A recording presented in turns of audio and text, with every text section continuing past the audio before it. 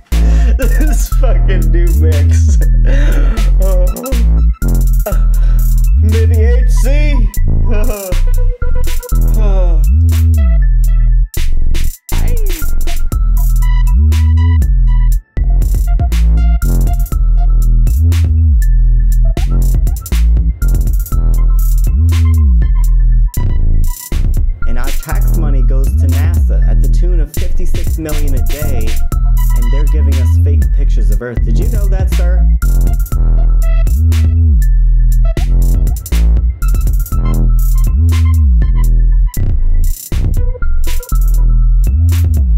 Who that knocking at the door?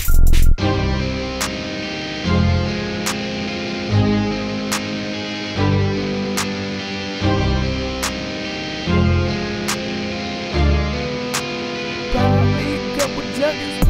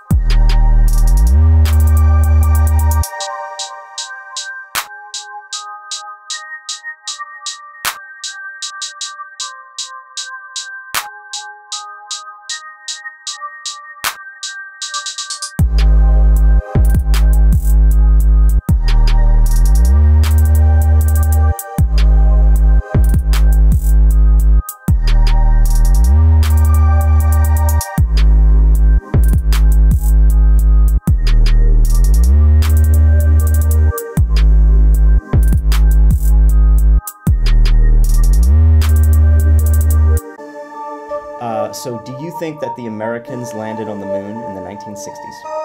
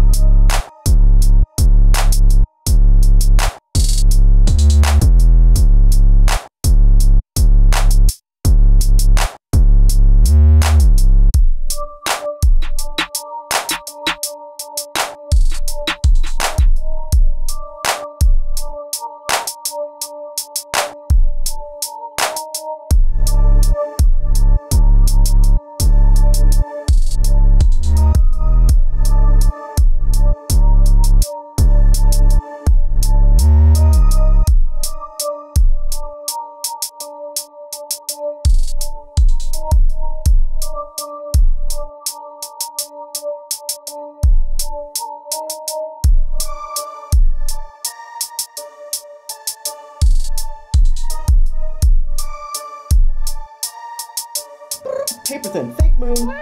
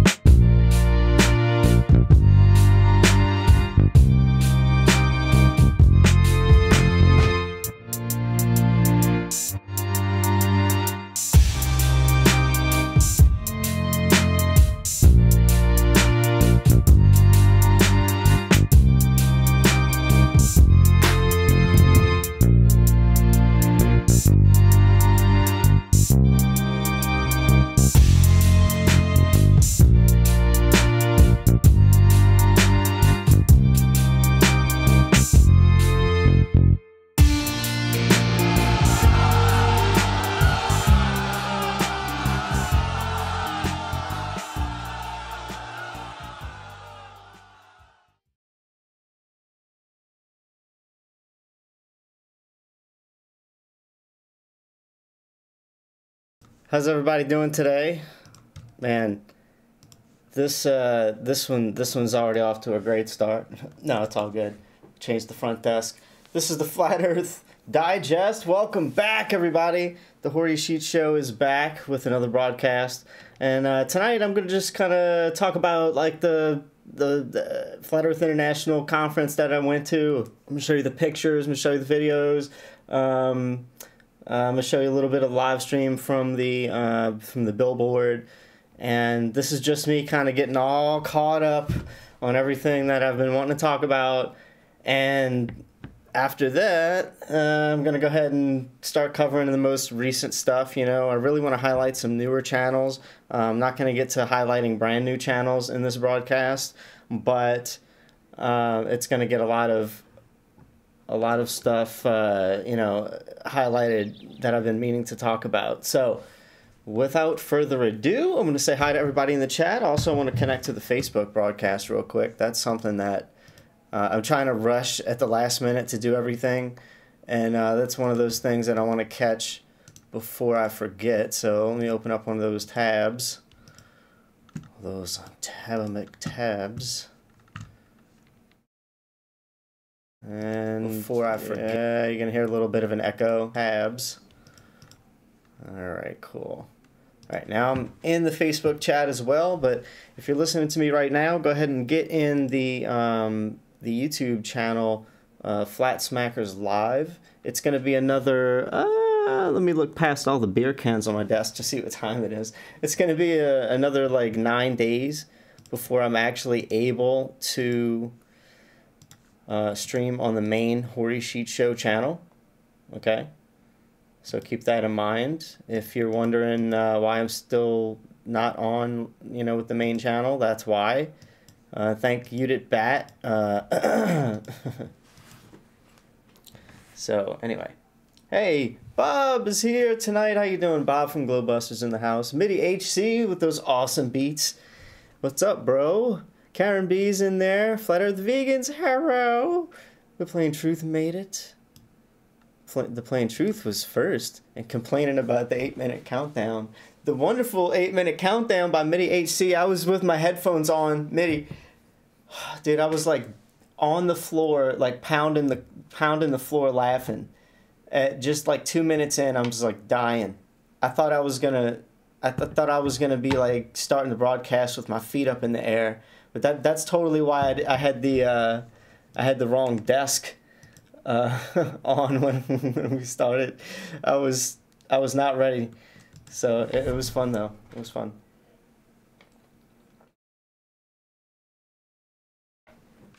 Fred Carr, how's it going? All right, guys, this is like a Friday night channel crawl. Hoary, urgent news. Uh-oh. What? What you got? It's about that paper. Oh no. Dun dun dun. Oh, nice. Oh yeah.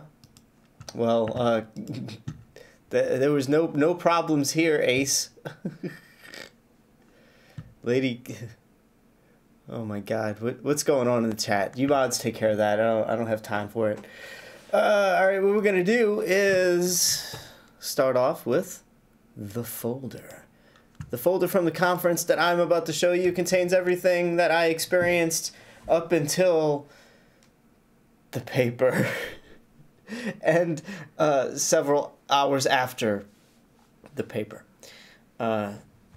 So the first picture up in the list, let me just do it. Wait, hold on. Why am I making my own sound effects when I have my own sound effects? And what's great about this is Caroline is so special. Hold on, let me get it right here before I do this. Do I want to do it like this? Do I want to do it like... I'm trying now, I'm just being picky in what I can do with my setup, but... here it is.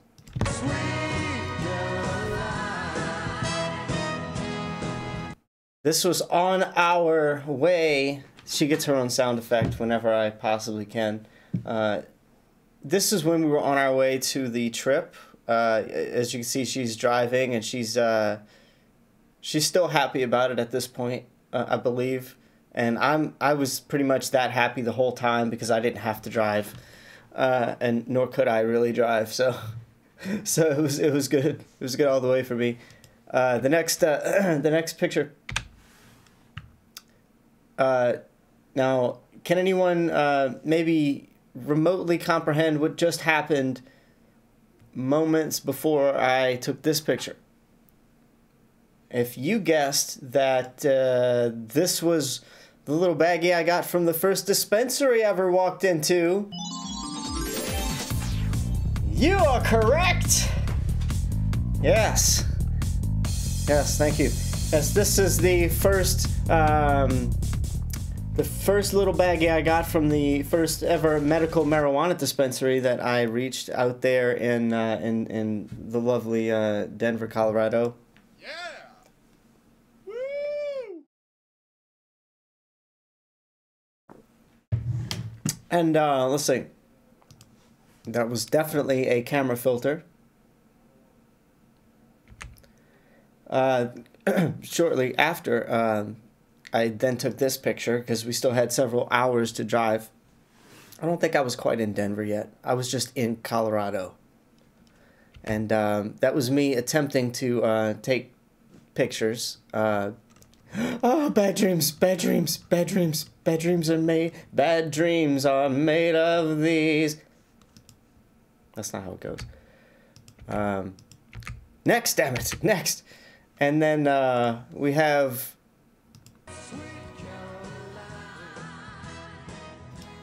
This was right when we got into the hotel. We were pretty exhausted, or at least Caroline was pretty exhausted. We took that picture. Now, think the next day, I met the ladies, my favorite ladies. This is the lovely Michelle, and there's Shana over there, and there's me. That I don't look quite there. I wasn't looking at the camera. Where was I looking? I was looking somewhere. I think everybody else was. Nobody was looking quite at the camera here. What? I don't even know where she was. She wasn't looking anywhere. I was looking not at my phone. I don't even know. Where was she even looking? What the hell was going on in this picture? Nobody really wanted to be there, I guess. No. No.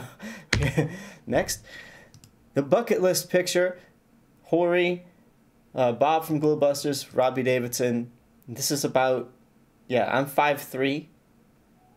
I knew that Bob was a big guy and Robbie was a tall guy, and this picture totally sums that up.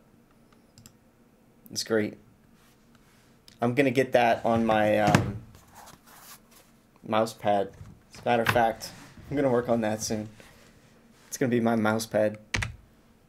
And then this is when me and Caroline snuck into the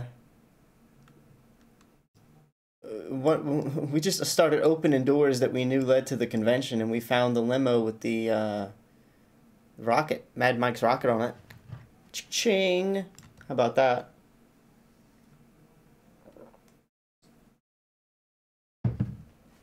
And of course, I thought that was such a cool find. I went back to the bar and told Robbie and Bob about it. Probably didn't. But then I went back to the rocket and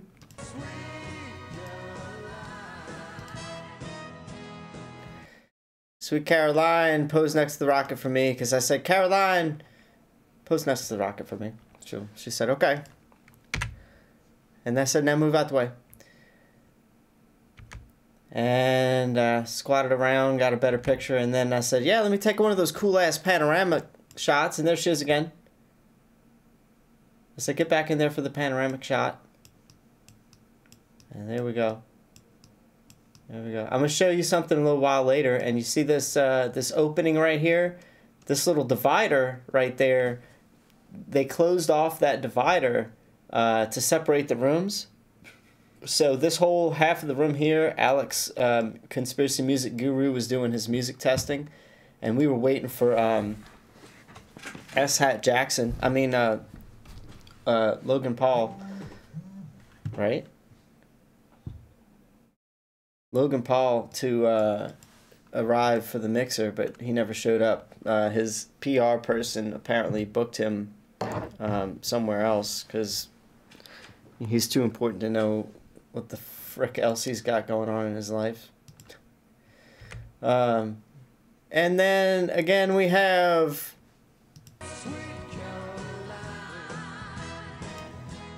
hanging on the back of the limo there. Of course she wanted to pose in the limo.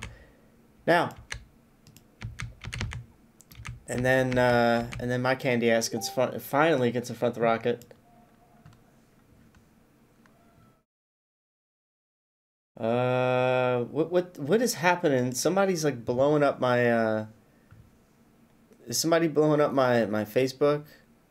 Oh, you ugly beast of a woman. Your face looks like a what do you call it? Those damn cookie crunch cereal bites with troll hair. Anyway, moving on. Moving on. The lovely Patricia Steer. Yes, and what and the elusive. We'll get to that later. Elusive Mark Sargent. Do I have any sound bites for Mark Sargent right here?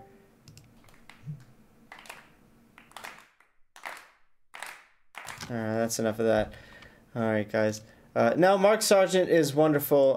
Can we tap into Mark Sargent's headset real quick? Does he have a headset on right now?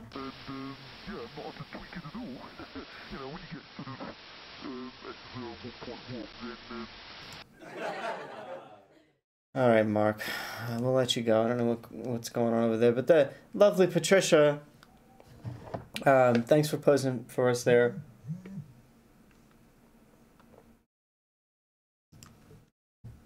If you're experiencing the dreaded Udit bat in the Facebook chat room, just ignore her.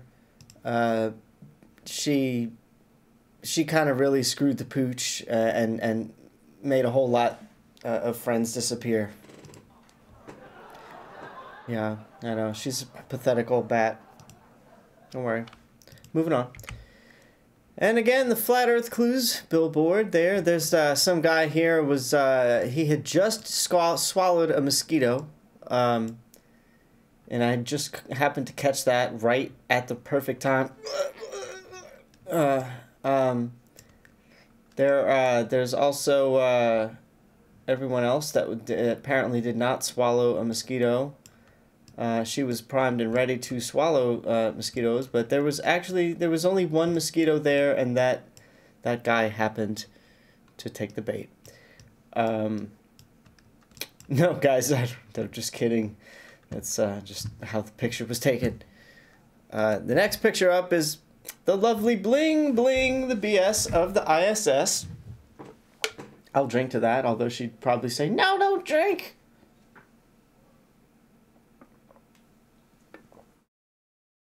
As she lights up her next cigarette. I love my Bling. She's one of my favorite Flat Earth moms, and that smile says it all. Both of them. Next. And in this picture we have a Robbie Davidson who did realize we took a picture. He gave a thumbs up. A Caroline who was also aware. A Rick Hummer who apparently... What in the world is going on with that face right there? Rick Hummer is definitely a character. We all love him. Thank you so much. Thank you so much, Rick. And Bob had no idea. Zulu, Mark, nope. Not happening. There's John. John the Morgul's in that picture with his lovely wife. And again, Rick Hummer is just begging. Oh. It's so funny. Totally photobomb the picture. Love that. And this is one of my other favorites right here. Flat Earth Fokker, which will be taking a look at his video with Logan Paul coming up later on in the broadcast.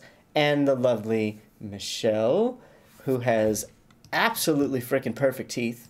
So jelly. And I don't know. I mean, I was in Colorado, guys. I'm completely smashed and stoned in every picture, so get used to it. But at least I look good in my awesome leather jacket. It's not quite like this one. I should have brought this one, but yeah. Anyway, and then I went to the booth where Sunny Peaches was displaying. She was displaying all of her lovely artwork, all these awesome pictures she had all around the booth there. I don't know why I didn't get her face at all. I should have took a better picture, but I wanted to get her artwork. Anyway, shout outs to Sunny Peaches and Dave Marsh with his flat as fuck hat. Yeah, buddy. Yep, me. Still stoned as hell. Here we go. Here we go. Me get my Flatty Award right there. How about that? Ha! Ho! Ho! Ho! Oh, yeah. I got that Flat Earth Award for Best Flat Earth Studio. It's awesome. I'm so proud of. You know, I like to put this by my pillow at night, and I cuddle it. Sometimes I lick it. I make sure it's clean though. I keep it very clean. No, I don't. I like it though. It's really cool. Put that back over here. And my next I was so happy. Look at that. That's me in my prime right there. Yeah, it's totally me in my prime. Next picture, me and the lovely Shana. I needed me and some Shana. Shana carries such a peaceful energy. I needed some of that peaceful retreat energy. That's what she provided there. I love that. This was, I think that was Rob Skiba. And quite possibly one of the, well, this is one of the only pictures I really took of the inside because it was so dark. My phone didn't take good pictures, but anyway. That's what it looked like in there. They had a bunch of cool curtains like that, little purpley spiderweb looking things. It was really cool. Oh man, so many people to mention here. There's Angel Shackleton there. There's Adam there. Look, everybody doing the flat symbol. There's Darla. And Michelle in there. Is that Nathan? Is that Nathan Thompson? Oh. Look at that. Look at that. Love that picture. Oh, this one here. Yeah. Oh well. It's not what you think. It's at least I don't think so.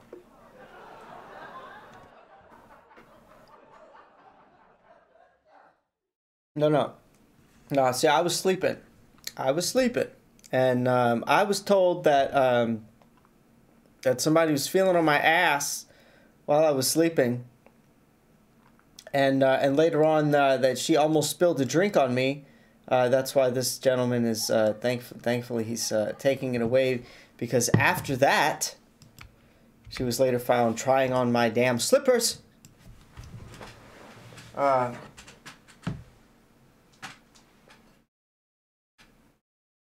My slippers are somewhere in here, but yeah, I can prove that my slippers don't tempt me. She was trying on my slippers, and she enjoyed it. There's the picture. He also enjoyed it. He took his own pictures. What is that? Wait. Where's his phone? I don't see a phone in his hand, but he looks like he's taking a picture. Or was this after we... Is this after we stopped him from drinking? And maybe he still thought he had a martini in his hand? What is this in his hand? What is that? Josh from Oregon. Oh, Josh. It was a fun night. So fun, in fact. We all got on stage, took a picture with everybody you could possibly imagine taking a picture with, for the most part. Look at all those lovely... There's Bob. There's Bob in there. Yes. There's me. Oh, man. Look. And, again, Rick Hummer photobombing it. Hold on. Where's that? Why? Oh. There he is. You can see him over there. Photobombing it. I can't zoom in on him for some reason. That's another hilarious face. Love it. There's ODD in there. There's Angel Shackleton in there. Look at that. Awesome picture. Awesome. All right, and then back to the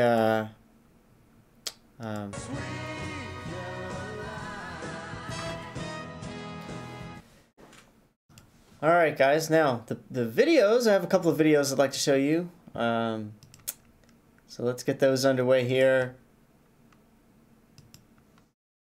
Un momento, por favor, for anyone who just happens to be here, who listens to Spanish broadcasts and understands them.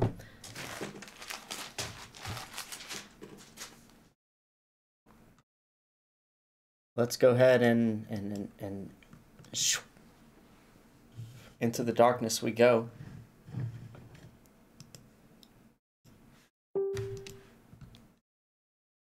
I don't want to just hit play on that random black video.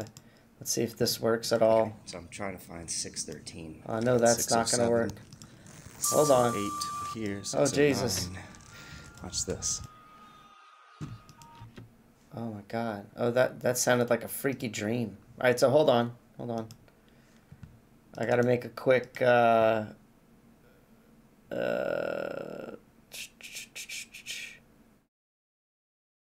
make a quick scene, a quick thingy, real quick. Window capture? It's not a window capture. There it is, game capture. All right, I'm gonna name it alt video 1, because sure. Capture a specific window, and I'm gonna make it play. Why is there so many different versions of it? All right, let's see what this looks like. Okay, goodness.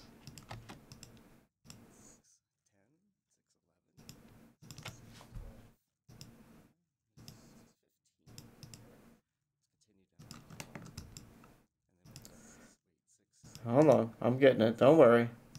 My computer does not like me playing stuff anymore.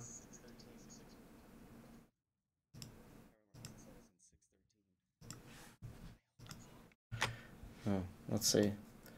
This is the only one that I have that's open. Well, you know what? I can probably open it up in the other video player. So let me just try to do that. All right. You do that. Old video. Cool. There we go. It's weird, man. It's like it doesn't kick in right away. So this is what Caroline did to me. We're in. I go out to. I finally go. I'll drink to this again. It's worthy.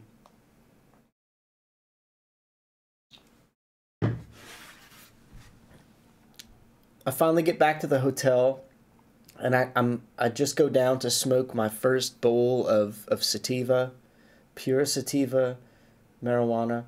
I get down there, and now I'm completely stoned out of my mind. I come back and I'm looking for the room number, which she said was like 613 or something like that. So I'm like, cool. So now I'm looking for the room number, and watch this. Imagine this. You walk out the room, you say, all right, I'm going to go smoke. What's that room number again? You're not even like thinking, like, just look at the frickin' plaque right there as you walk out. I wasn't thinking. I was just like, what's that room number? Okay, blah, blah, blah. And I got to put it in my phone on the way out. And this is what happens when I come back, stoned off my ass.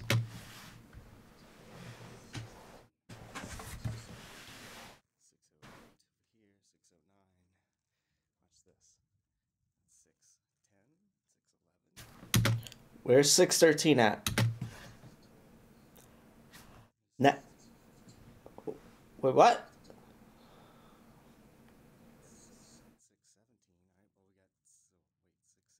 Huh? What? That's...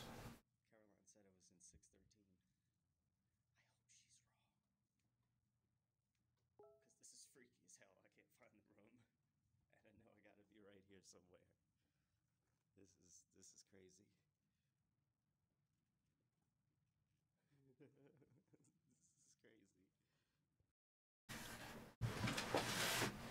There's no 613.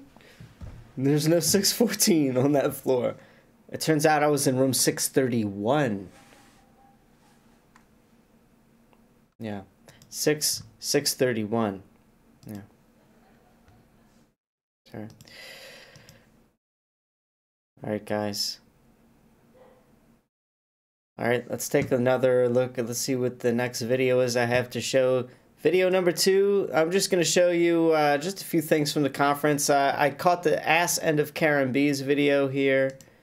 I wish I would have caught more of Karen B's video of her speech, but I can't wait to see what she came up with. But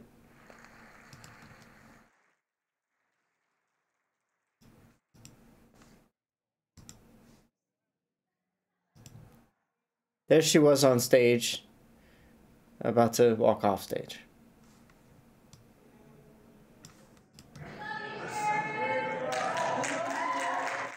Just to give you an idea how many people they had there.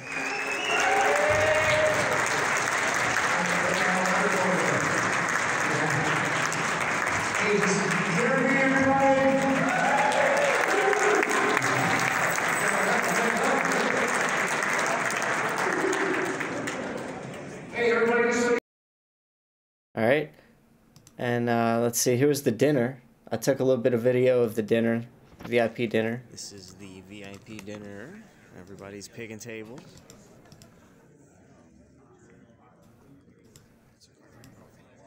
Come on. At some point here, I'll manage to break through of the I don't know, the barrier here. There we go. VIP dinner.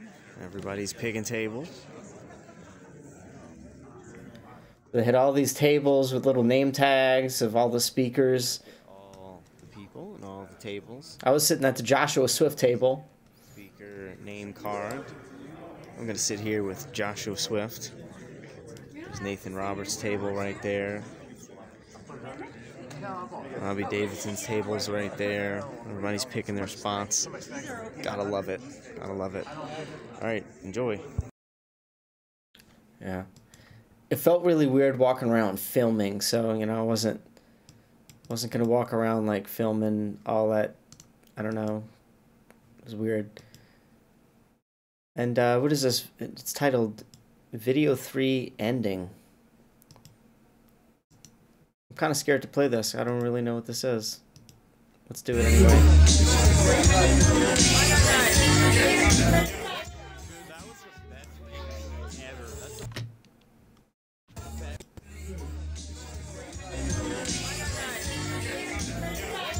That was the best thing ever. That's the best thing.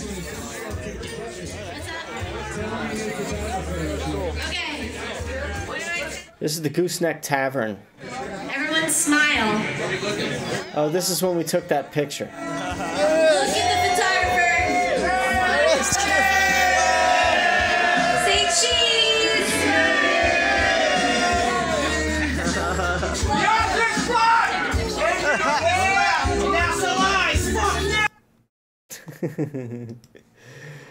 All right, that was when we took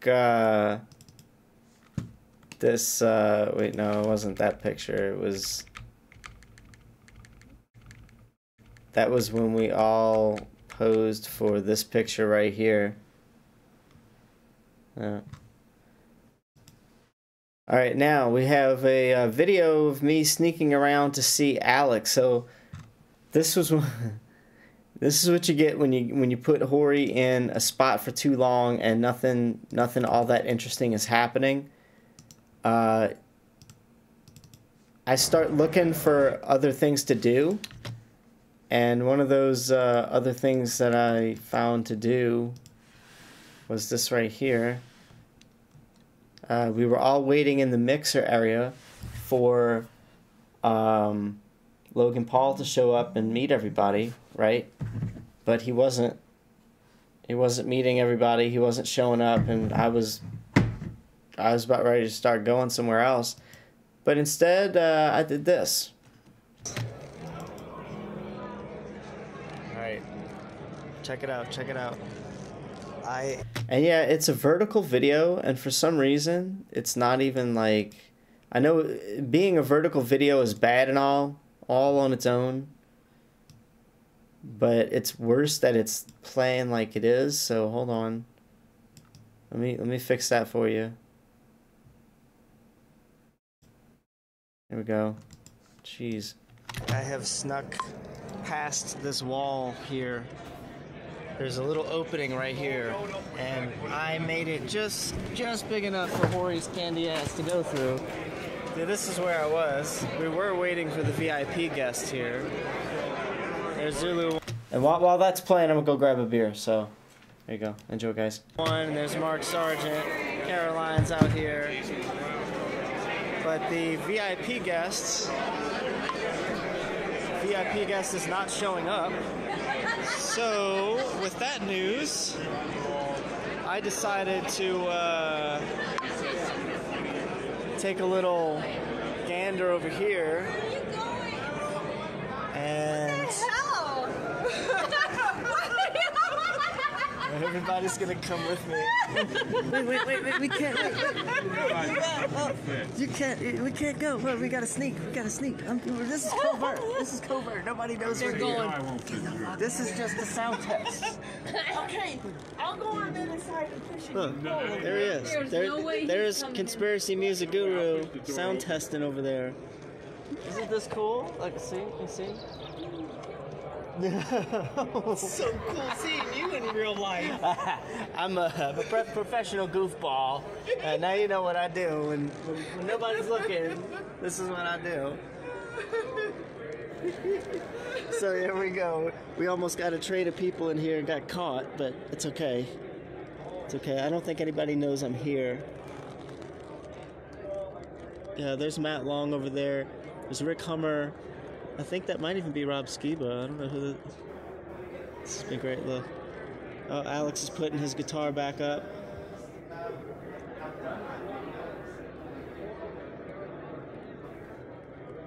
This is the FEIC Flat Earth International Conference. Veronica Flynn is in there. My celebrity crush, she says. Talking about Conspiracy Music Guru. Uh-oh, somebody's coming. I don't want to get caught. Is that guy coming over here? Is he coming? I think I want to go walk over there and say hi to Alex. Let's do that. I should go in there like I own it. Right? Like I own it.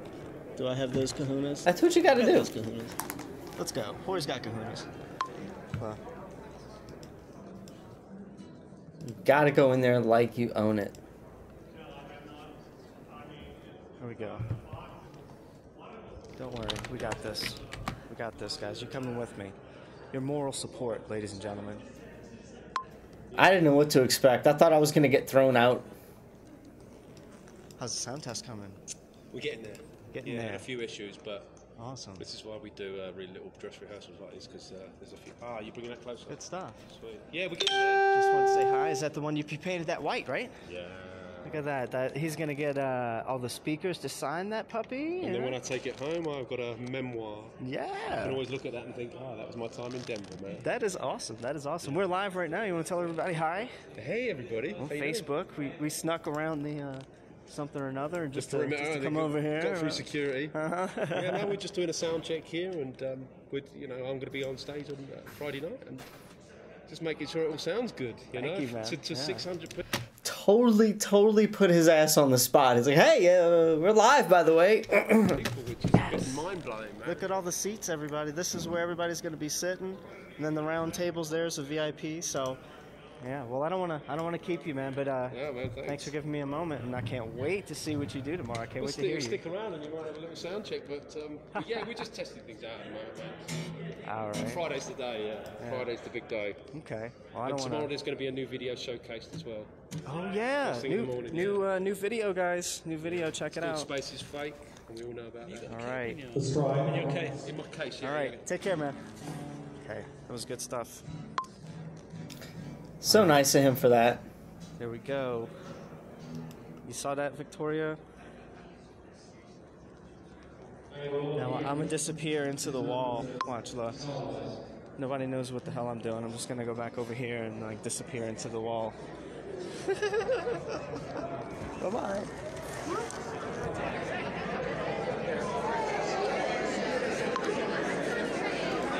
Back into the mixer. Hori style. Hori It style. does help to be small. It really does help to be small. Anyway, I heard the VIP guest is not showing up here for this main event, so that's a little bit disheartening. But, oh well, doesn't matter. We're all having a blast, just getting to know each other.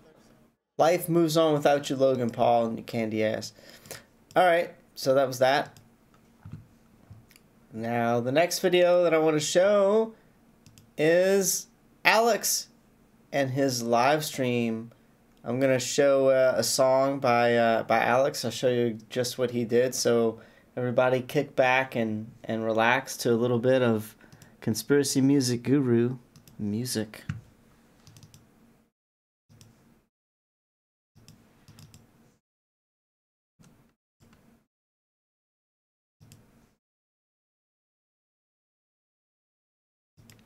Yeah, I'm gonna get it right in just a second.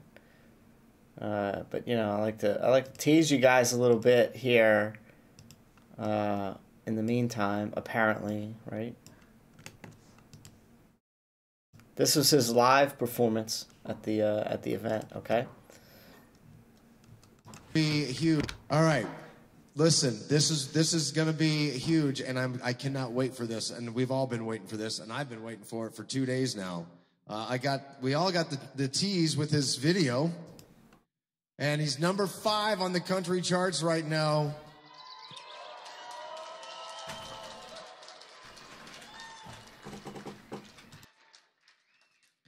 And I think it's going to keep growing, especially if he keeps doing stuff like this. And I am so proud to welcome to the stage the one and only Flat Earth Man.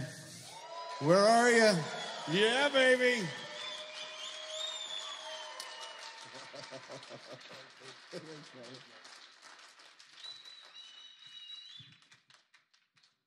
Tear it up, bub.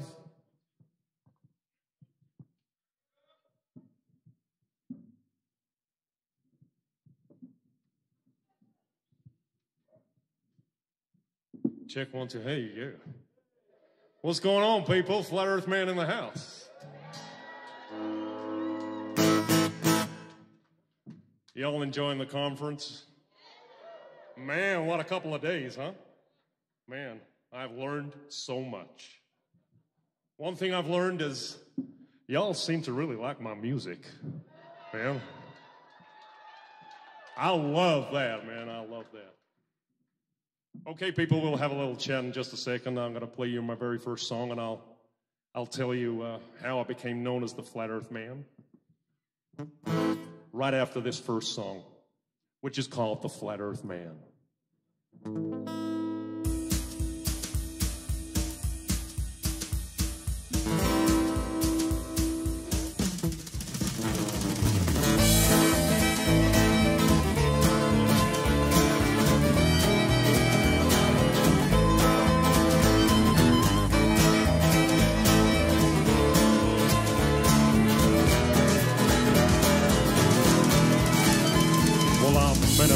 The other day, who thought the earth was flat. I said, man, you must be crazy. Where the hell's your tinfoil hat? But he spoke with such conviction, and he believed the words he spoke. But something deep inside me knew this couldn't be a joke. But why would he believe this? Or why believe such things? Because everybody knows the earth's a ball and that it spins. Well, you must be pretty crazy if you think the earth is flat. Because we all know that it's a globe, and that's a simple fact. So I said, what about the photographs that NASA takes from space? He gave a knowing smile and told me, man, those things are fake. But what about the videos that I've seen with my 2 eyes? What about them? He replied, have you heard of CGI? Oh, NASA's faking everything that you have ever seen. As for flying to the moon, well, they ain't never been. Indeed, my friend, their light scum is there for you to see.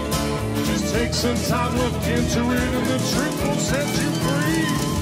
Well, I was kind of skeptical, but I have an open mind. And what he said was interesting, and I've got a little time. So I grabbed myself a coffee, and I started watching vids. Because if NASA's really lying, then they're lying to my kids. And as I watched, I got angry as I learned of the deceit. The global earth deception was right there at my feet. Well, holy smoke, this could be true. What if we're not on a globe? The more I learned, the more I yearned, the more I started to probe. Well, I upturned every rock of information that I could find. I started to unlock the truth, the war upon my mind. I had 1,000 questions I just couldn't understand. I had to meet that man again, that flat earth man. Oh, NASA's faking everything that you have ever seen. As for flying to the moon, well, they ain't never been. Indeed, my friend, their life scum is there for you to see. Just take some time, look into it, and the truth will set you free. Well, I called him up that evening, and he agreed to meet. He was very welcoming and he showed me to my seat. He said, I see you've done some research, my open-minded friend. I know you'll have some questions which we'll get to in the end. First take a look at what's on these walls, paintings of a globe. I painted every single one of these, don't you know? You see, back in the day before computers, I was in demand. An artist painted everything that I saw upon the land. Landscapes were my favorite, I was awfully good at those. Many people told me that they looked just like photos. And then one day I got a call from a real important dude. He asked me if I'd like a job and said the money's good. Well, what's the job, I asked him. Then I wait for his reply. You'll be painting globes for NASA. Then he promptly said goodbye. Well, I was sworn to secrecy. I could not tell a soul. But I just got myself a job with NASA, painting globes. My work was published globally in every magazine. To fool the people of where we live, a truly evil scheme. See, we don't live on a globe, he said, the earth is truly flat. I've been on the inside and I know that that's a fact. Sing, NASA's making everything that you have ever seen. As for flying to the moon, we'll leave everything. Indeed, my friend, that live scum is there for you to see. Just take some time, look into it, and the truth will set you free.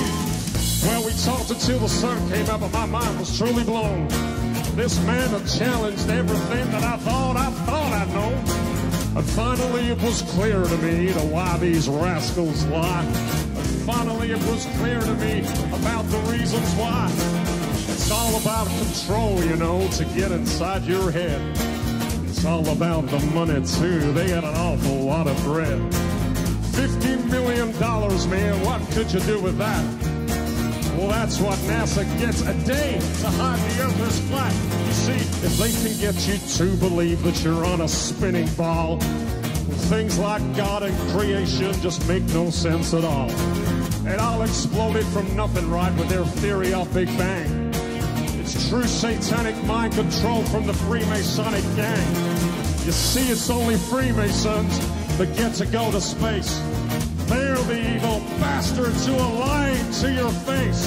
Yeah, NASA's pretty evil, man. The whole thing is such a fraud. The only reason they exist is to hide a loving God. Oh, NASA's making everything that you have ever seen. And as for flying to the moon, well, they ain't never been. Indeed, my friend, their line scums there for you to see. Just take some time, look into it, and the truth will set you free. Yeah, NASA's pretty evil, man.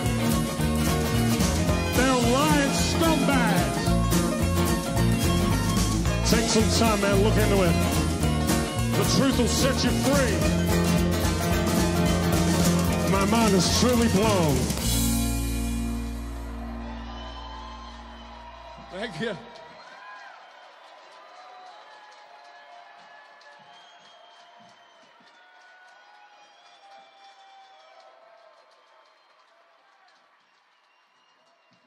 Man.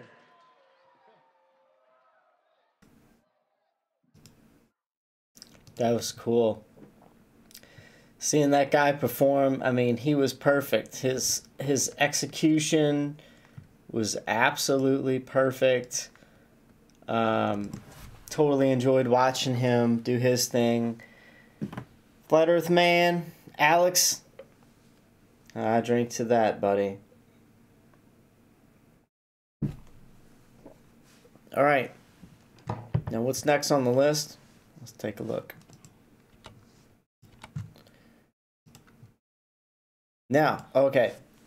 This is going to be really cool. This is Wes Blaze. If you guys don't know Wes Blaze music, W-E-S, Blaze, B-L-A-Z-E, music, on YouTube. Check it out. We're going to listen to a song. There's about to be a music video that goes to this that I believe is going to involve both myself and Alex, Conspiracy Music Guru, and several others in the Flat Earth community. And I like where this is going, so let's have a listen to this. Let's see here. All right, ready?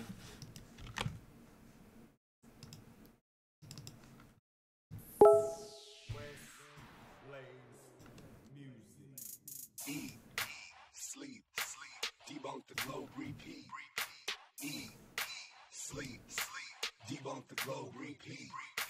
Once you go flat, you don't go back. Got a bunch of globes back at home up in the trash. I'm not even really tripping if I get laughed at, cause everybody here is about to get flat smacked. Earth is flat jack, flatter than a flapjack. We about to flat smack, globers get your backpack. I'm with my flat pack, globes in the trash sack. Azimuthal equidistant map up on my snapback. Flat smacking everybody at Joe's Crab Shack. Looking at us like what we're saying is so abstract. Lesson 1, no curvature there to be found. How can it be a ball if nothing about it is round? Lesson 2, 3/4 of the ground is covered in flat water. Do you hear the way that sounds? Lesson 3, take a look at the stars that you see at night. Same constellations that you've been seeing for all your life. And never trust NASA, cause nothing they say is right. They're lying right to our face and they mock us in plain sight. You can straight up see the wires in the green screen glitching. The water bubbles floating on the spacewalk missions. It's detestable. I refuse to be another vegetable. Pseudoscience garbage will to me be unacceptable. And anyone with eyes to see don't have to be susceptible. Dispose of your globe in the nearest waste receptacle. We backpacking all across the plane and we flat smacking activism right out in front of the university. Like how is it at night that we can see Venus and Mercury? Shouting out the proof that debunks the globe observably. Absurdities they taught to us as facts since the nursery. Courtesy of a sun-worshipping fraternity. Commercially, they perverted people universally, robbing us of truth like the biggest ever burglary. You heard of flat earth but didn't know it was the truth. But we didn't see it either till somebody showed us proof. So if you got a Facebook, we can keep you in the loop. It's official flat earth and globe discussion group, baby. Once you go flat, you don't go back. Got a bunch of globes back at home up in the trash. I'm not even really tripping if I get laughed at, cause everybody here is about to get flat smacked.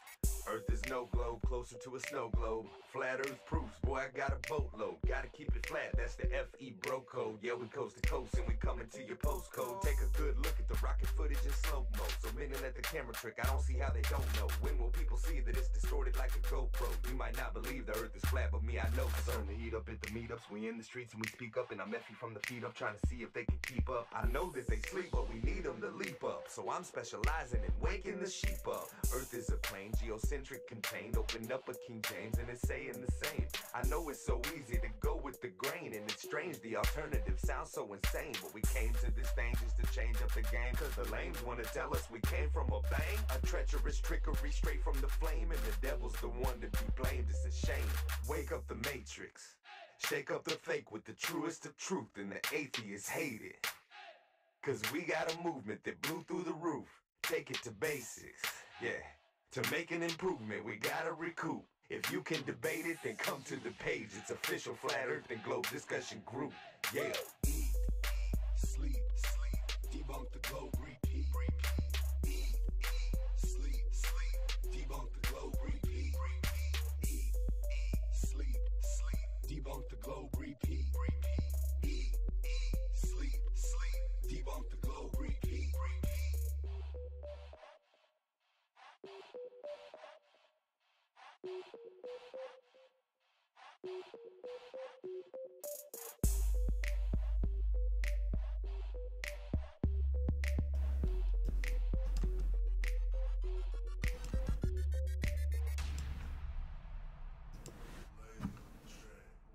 Nice. All right, guys. Make sure you guys check out Wes Blaze music, because he is going to be making an awesome, set of songs for Flat Earth. As you just heard right there, eat, sleep, debunk the globe, repeat. You're gonna see Hori in there. You're gonna see a couple of other faces in there. It's gonna be a whole lot of fun. And also, I wanted to invite a special guest on the show so that she can tell us how she felt about the Flat Earth International Conference.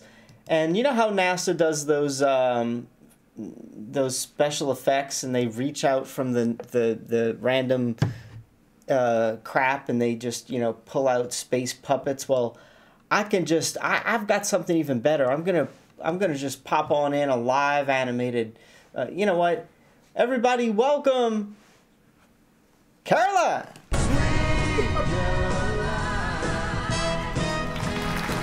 Hi. Watch your lemons. Watch your lemons. So Caroline has joined us. I would like for you to talk about your experience at the Flat Earth International Conference, if you don't mind. We have one problem, Hori. What's that?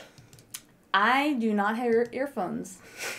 Well, that's okay because you don't have to listen to anybody. Nobody is actually talking to us. Okay. That's the fun part about this. It's okay. All right. Yeah. So I don't even know why I have mine in because I'm listening to the videos that I'm playing. So maybe that's confusing you. Yeah. Yeah. So this played a big part in my trip. Oh my goodness, did it? I had 2 of these bottles. 2. I didn't drink them all, but I did make a whole lot of lemon drop martinis. And they were okay. I think they tasted pretty good. I believe everyone would say we had the lemon drop martini room. We did. We did. It was a lot of fun.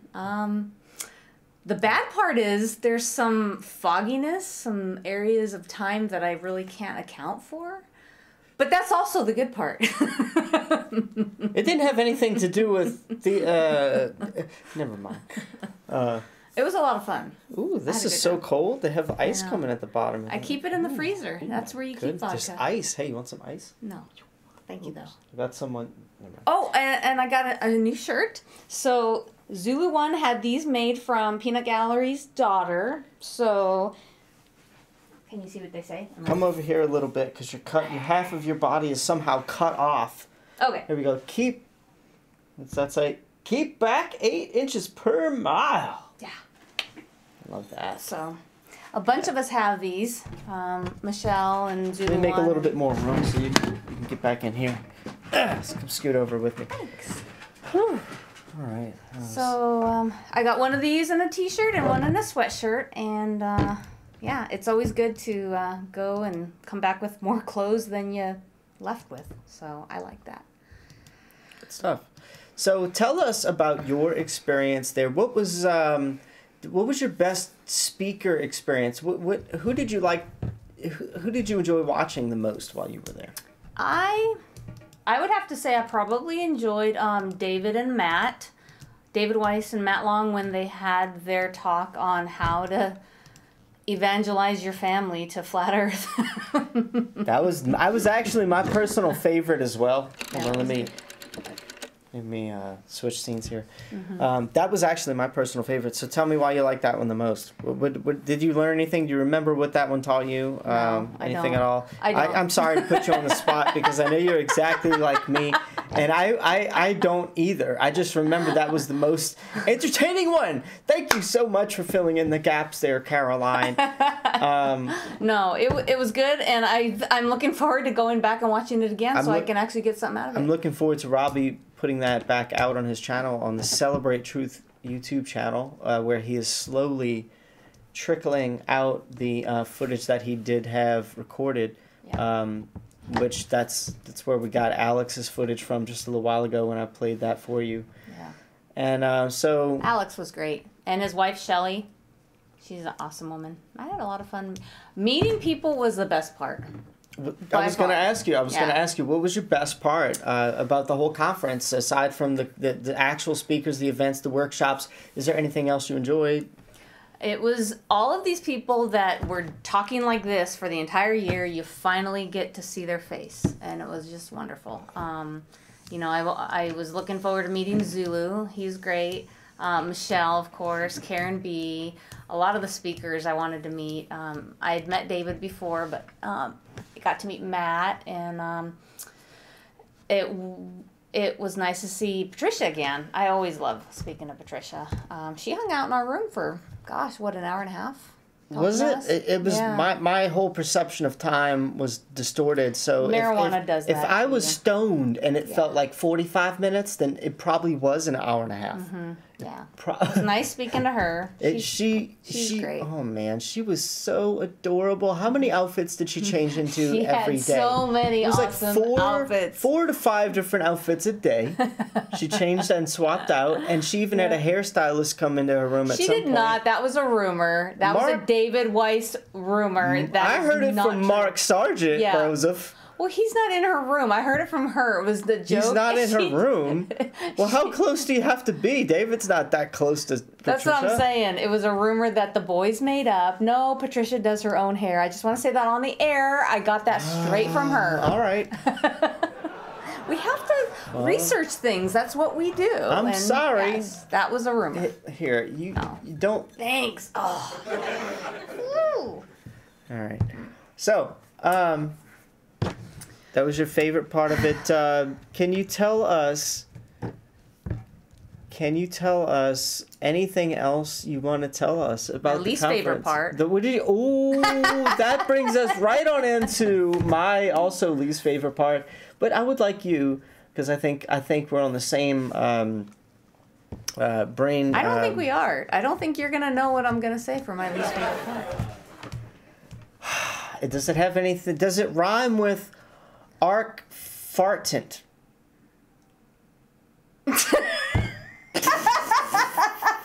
That was so lame. No, my least favorite part was the freaking cold. I was taking pictures when we were driving in, and it was -9 degrees. That was your least favorite? That was my least favorite part. The temperature?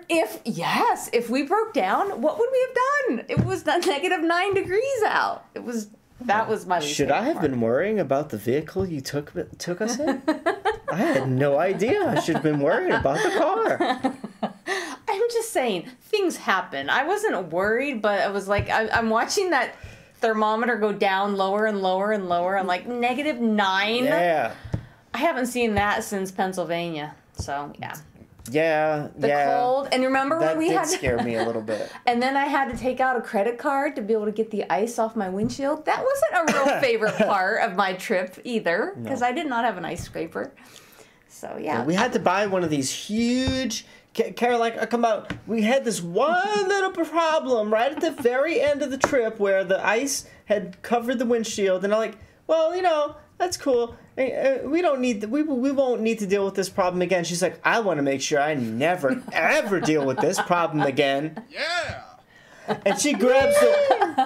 And she grabs this. She gets this thing. She comes back out from the gas station with this thing. It's like 3 feet long, and I mean, anybody could you could probably chisel somebody's bones off of their bones. It's got a brush on one end and the Sharpie little scraper on the other, and it's gonna be in my car now. I will never have to use a credit card to get ice off my windshield. That was so lame. That problem is straight up never gonna happen. Hey, you don't get to be 51 and not learn from your mistakes. I'm just saying. So it's sealed and done with. Yep. So, what else about the trip? Oh, it was what was it on the way? About 14 hours maybe on the way, something like that. It was a lot quicker to get home, but it was super fun. I enjoyed that ride because you're pretty much hamming it up in the car, and it's a lot of fun to ride with you. You're fun. I'm hamming it up. Well, I did. See, we ended up with a whole lot more marijuana. Yeah, she didn't smoke the whole time. She's just not I can't get her to smoke pot for nothing. But I ended up with a whole lot in excess, and I was like, well, what do I do with this? And Caroline, Caroline's like, well, just smoke it on the way back. And I was like, oh, I didn't think that was an option. He was smoking so much weed from the hotel to the border of Colorado to try to get this stuff consumed. I had so much pot. I was like, I can't throw this away. I would have to have eaten it. I'd been like, and she's like, don't eat it. Oh, I can smoke it. So I asked the last remaining lovely people there at the conference if they had rolling papers, and I found some. You know who you are. You know who you are. The paper rollers. I know who they are too. She knows. Thank you. Because on the way home, I had like 2 of the hugest Such joints a big joint. ever. It was a cigar. It was like a it was like a freaking cigar joint. And she was just like, just hurry up, we're almost at the border. And I was like, okay. And you know, and she could have been so uncool, but she was actually so totally cool. It was a fun trip. I had such a good time. In fact, I had such a good time that I'm planning to go to some more conferences this year. I mean, tell me this. That's a horrible picture. This was totally me in the car trying to choke down. Oh my God.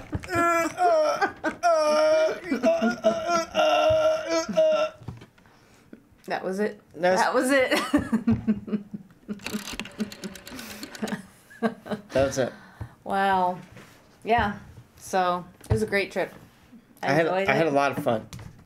And how many of these did we put out at the gas pumps? The Flat Earth Clues cards, David Weiss's cards. We also got the Flat Earth Clues cards, the Mark Sargent only. Once you go flat, you never globe back. Yep. Cards. Yeah. This went every nook and cranny. Every place we could find. Yep. Hands down. Yep. Hands down, we flat smacked it. I like the idea that David Weiss has. You put them wherever a credit card's supposed to go, and someone has to take it out. Yep. So let's see, Caroline. Have you looked into anything that would you didn't get to meet Flat Earth Fokker, have you? Yes, I did. I was on video with him. Did you? Yes, talking about ball lickers. Can you? I thought we weren't supposed to talk about that video on air. Is this a family show? We're on air, Karen. No. So I would like.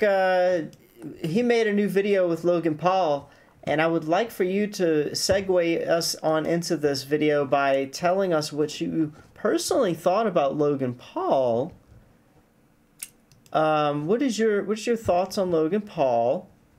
Well, I will say that if the audience has not watched the videos that have been so talked about, the Japanese hanging forest videos, you need to watch it to see what all the hubbub is about, because I didn't until after the conference, and when I saw it, it really wasn't all that I thought it was supposed to be. So what do I think of Logan Paul? I think he's a young kid who does, stuff that doesn't interest me. It interests a particular audience that doesn't include me.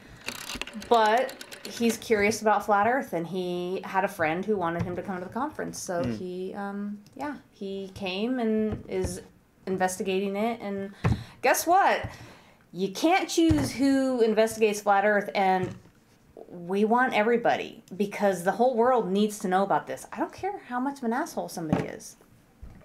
So everybody needs to be a flat earther. It doesn't matter to you if they could potentially troll the hell out of it. Are you saying, are you the, what if, like, would you still feel the same way you just said if this guy ends up being a big troll? No, because I don't have any evidence yet that he is. If the evidence comes out that he's trolling us, that's a totally different story.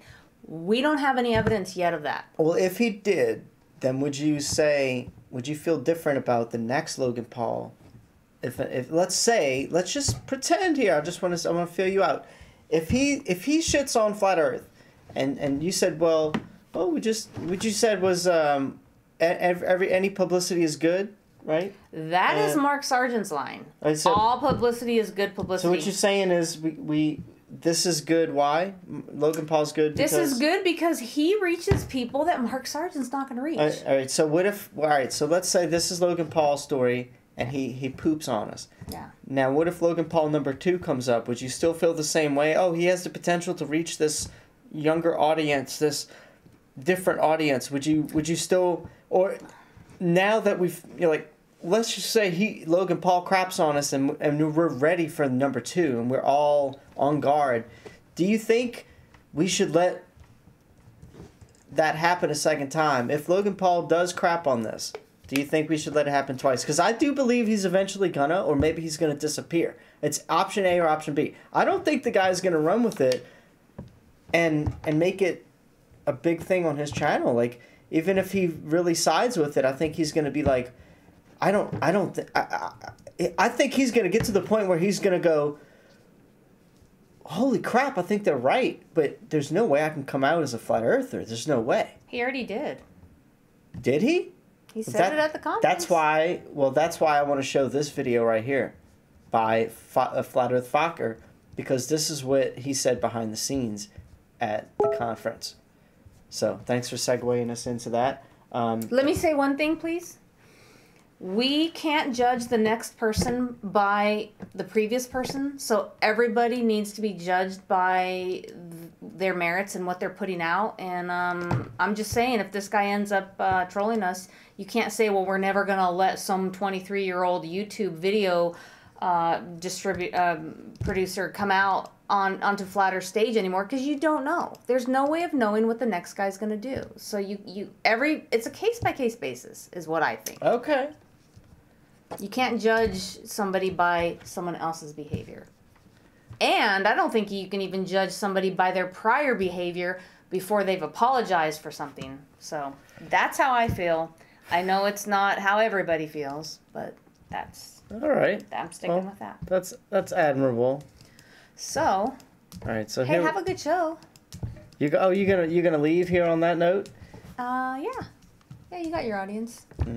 Okay. Well, we're gonna play this video. It's 6 minutes long. This is the Flat Earth Fokker video for everybody. And while it's playing, I'm wondering why I can't actually figure out why this. Oh no, it's because I have it on the browser. Cool, I got it now. All right, Caroline. Thank you so much for coming.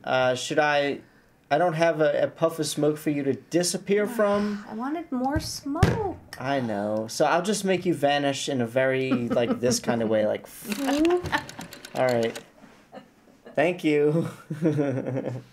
Have a good night. Make sure you get all those lemons that you just spewed around the studio. I mean, the... Take care. All right, so, guys, we're going to listen to Flat Earth Fokker on YouTube. That's his channel name. And he found Logan Paul in the hallways, I think right outside the elevator. And listen, this is what you got. If I come out saying I'm a flat earther, you gotta understand, it's like a big deal. That's a big, like, you know, so I gotta just... If I come out saying I'm a flat earther, you gotta understand, it's like a big deal. That's a big, like, you know... If I come out saying I'm a flat earther, you gotta understand, it's like a big deal. That's a big, like, you know, so I gotta just make sure I have the but facts. hold on. What is a big deal towards? Towards your sub count and your fame? No, I guess it's just an image thing, because, right, I'm sure you know you're a flat earther, right? So if you tell people that, people are like, yo, you're crazy, right? Yeah.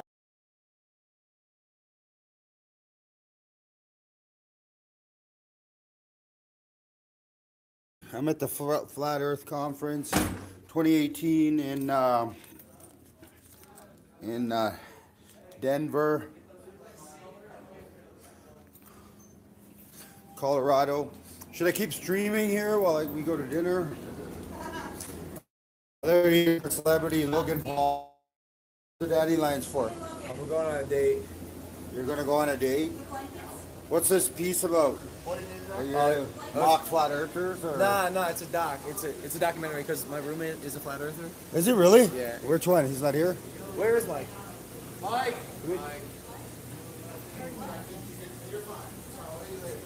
Oh, we live? We're live on YouTube, brother. Hard body shit. I don't have as many subs as you. No, you got 60? 60 watching. Yeah. Oh, so live? this one You're a flat earther? Yes, sir. What's up, man? And you're like, you got to go to the Flat Earth Conference? I dragged him here. He didn't want to come first. I'm always down to try shit. Okay. So that's stuff. And what do you think? Stuff. I mean, it's cool.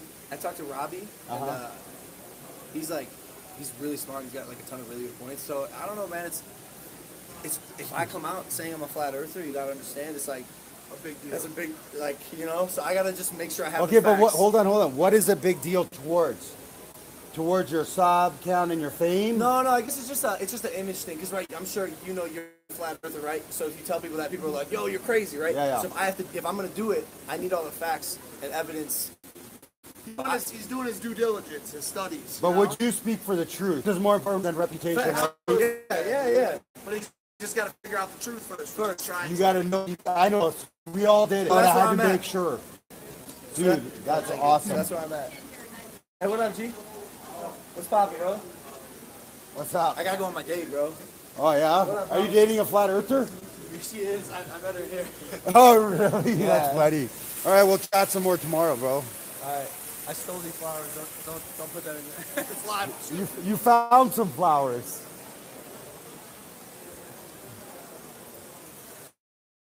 There's a celebrity. I ran into him at the elevator. Sorry, guys.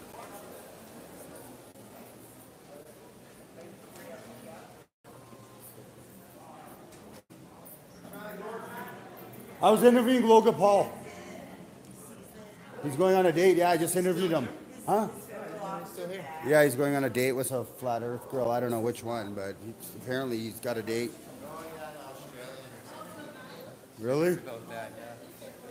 So he's going on a date. Say hi to Poncho Pete's chat. We're on right now? Yeah. Oh, and yeah, On Hangouts, yeah. Logo? Who's on there?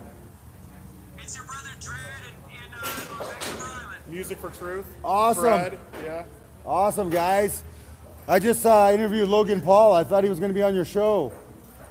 So I just flat smacked him, and my live stream going on right now at about 1 hour 15 minutes. I caught him at the elevator. Good. He's considering me a flat earther. I don't know if he's lying or not. Yeah. But he said his brother or his friend's a flat earther, so he's here. And I got him, and I said, listen, would you care about your faith? Because he's like worried about his reputation and all that. And I said, okay, so but if you know it's flat, would you speak out for the truth, or would you be worried about your reputation? And he said, no, man, I'll stand for the truth. So I have it live here. He said that. So he goes, I'm doing my due diligence, but once, if I know it's flat and the globe's a lie, I'll come out flat earther to all my subs. Well, the stuff I showed him, he said that it's convincing and stuff, and I hope that he's legitimate. But I told him, I was like, dude, I know you're great at making spoof videos, but I hope you're legitimate and tell the truth about this. And he goes, oh yeah, always. Yeah, By him saying always, know. I'm like, wait a second, I've seen your videos. It's not always. Always, no, celebrities Definitely not. lie. They're, you know, fame's more important, right? So we'll see. But apparently some flat earther girl here is going on a Here's date with Logan. I'm going to bring you over. You all can say hi. Who's he dating? Oh, wow. This is the Poncho Pete Flat Earth Chat. They just wanted to say hi. Oh, what's up? What's up, guys? Hi. Were you supposed to debate Poncho Pete today? I heard a rumor. No, I'm not debating. I don't really know much. Or you were supposed to go on the show. Yeah. I don't know. There was a rumor, I guess, that you were going to go on the show. Oh, really? So that wasn't There is not no true. debate. The Earth is flat. Scientifically, visually, it's flat. Hey, what's up? All right. Enjoy your day. Thanks, guys. Appreciate it. So talk to you tomorrow. Much love, y'all. Holy smokes. She's fucking hot. He wanted to. Earth is flat and stationary, bro. That means it doesn't move. When confronted with the brute, liars get uncomfortable because it's... All right, guys, I'm gonna put you through that. So, that was fun, right? Logan Paul caught outside the elevator. Kind of, you know, leave your comments down below, especially if you're not watching this live. I want to know what you guys thought about that. And let me say hi to everybody in the chat room real quick. Let me get out of the full screen mode browser shot here.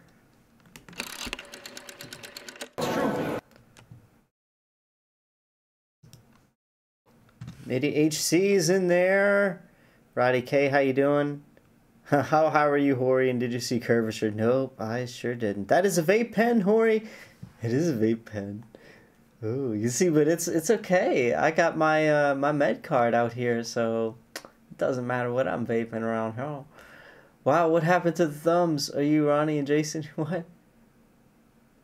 The thumbs? Oh, somebody thumbing my broadcast up and down? Oh, no. Always fun on Hori Show. Hey, Caroline, how's it going? Everybody hit the thumbs up and see how bad YouTube screws Hori. You need a bong on that table, defo. I can't do it. I can't do the bong thing. It's too much. It's just a little bit too much. I should have a... Yeah, there we go. Yeah, I can do the chat room. I can do the chat room like this. That's cool. Alright. What I'm going to do... Let's see. I have a couple more things I want to show you guys. I'm checking my notes here. That was... I already showed you guys my award. Make sure if you guys want to get the music that Alex Michael, the conspiracy music guru, does, make sure you go and check out his work on iTunes. You can visit conspiracymusicguru.com and you'll find a link to his iTunes, his Google Play, or and even he's even available on Amazon. So the links, at least to his website and iTunes, will be down in the description below when my happy ass finds time to do it. Wes Blaze music, also, there will be a link for his stuff down below. Also, another thing I want to show you guys right now, please do this for me.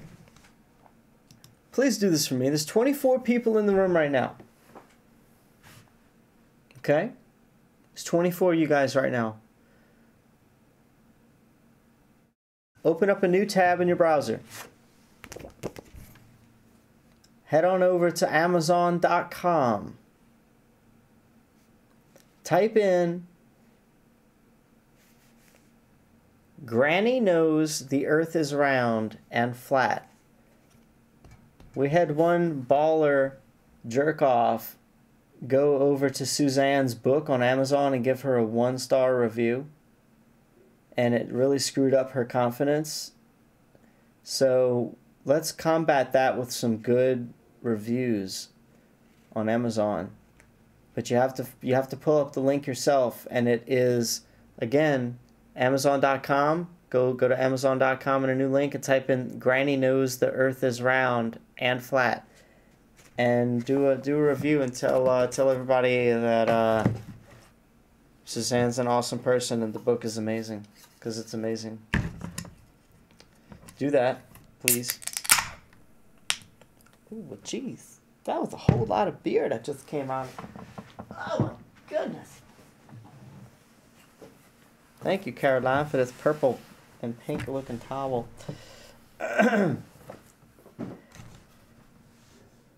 Next up,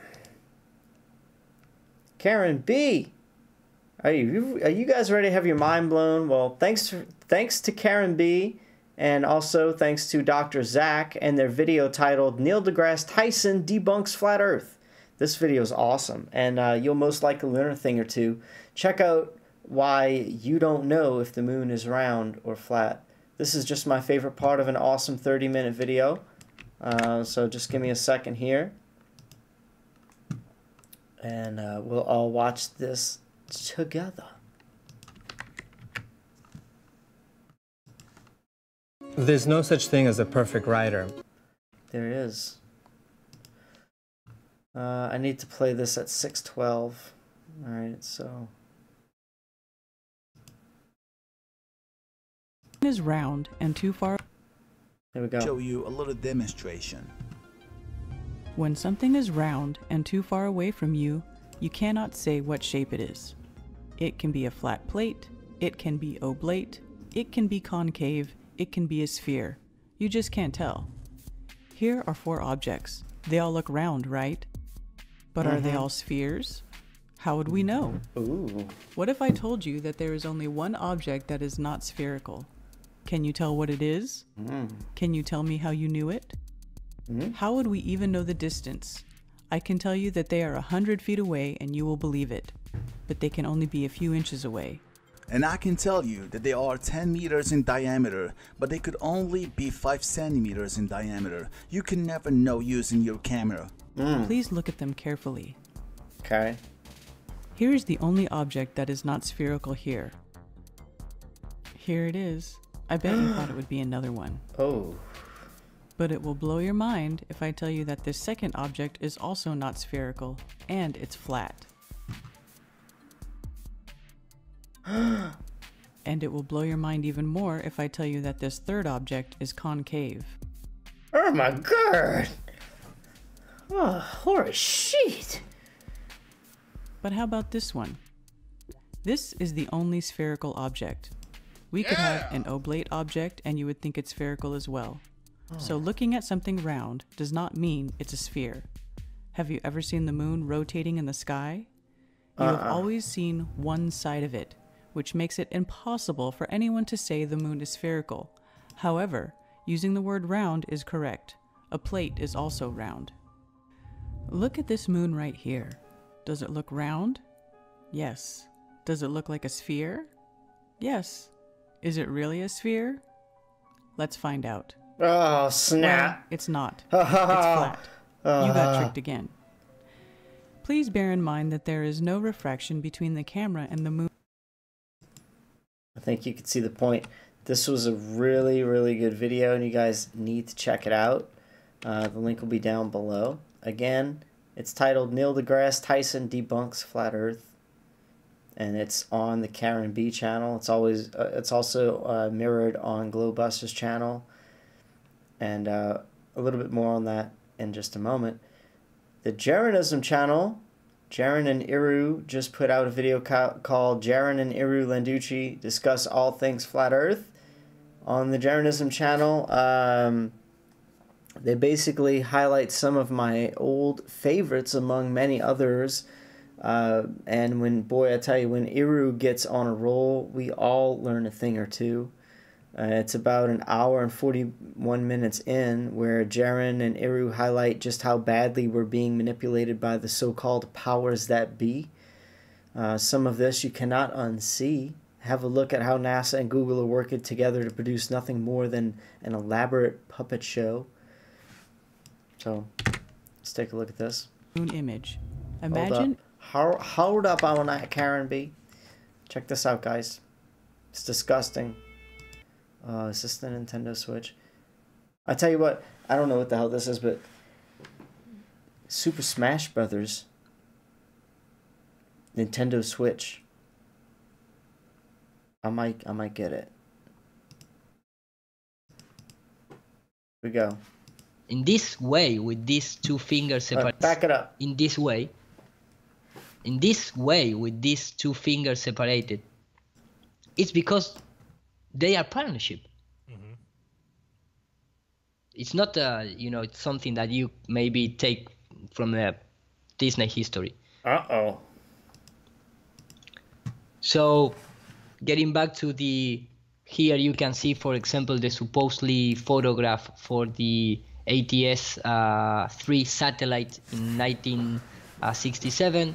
Here is the supposedly official picture, the one picture official of the Earth seen in its complete semi-spherical way, because we can see the complete sphere, just half of it. So this is just paintings. It's nothing more than that. It's a hand painting. It's not a picture. Then you can see, for example, and this is like for me, the concept of when you say, do the math.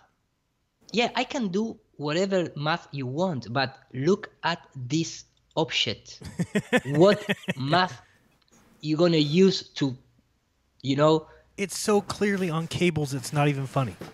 I mean, it's not even a question. The fact that anybody believes that is legit in space is an absolute black eye for humanity. I mean, it really is. It's just nothing upsets me more than the fact that we can't look at this. Let's take aside flat Earth, globe Earth. Let's take that aside. Let's just throw that away. The fact that humans cannot get together and say this is fake. Period. I don't care if the Earth's a globe. I don't care if it's two globes. I don't care what it is. That's fake. Period. Completely. Yeah. So a fake and a miniature.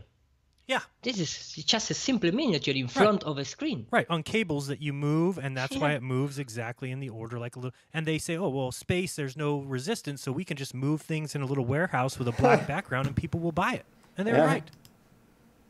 Exactly. It's simply as that. In fact. Yeah, that's pretty much it, guys. That's what they're doing. That's what they're doing, and you need to wakey and subscribe to the Hoary Sheet Show if you're not already subscribed. Do that right now. And also subscribe to the Flat Smackers Live. If you're listening to this on Facebook, if you're listening to this on the Hoary Sheet Show Reloaded, if you're listening to this on wherever, everybody coagulates on to the Flat Smackers Live chat room, so go ahead and get on there right now. We're going to have a call-in portion of the show here in just a minute. So let's see here. One more thing. Let's see. We got 2 more things, 3 more things, 4 more things before we do a call-in show.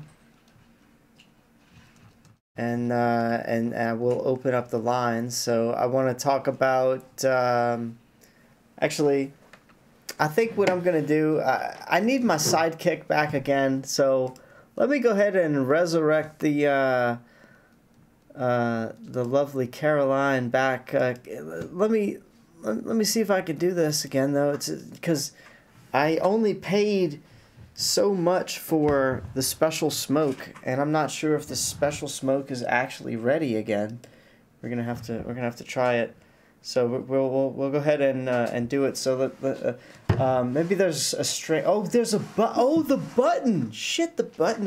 Hold on. Here we go. And here we go, Caroline. Oh, there she is.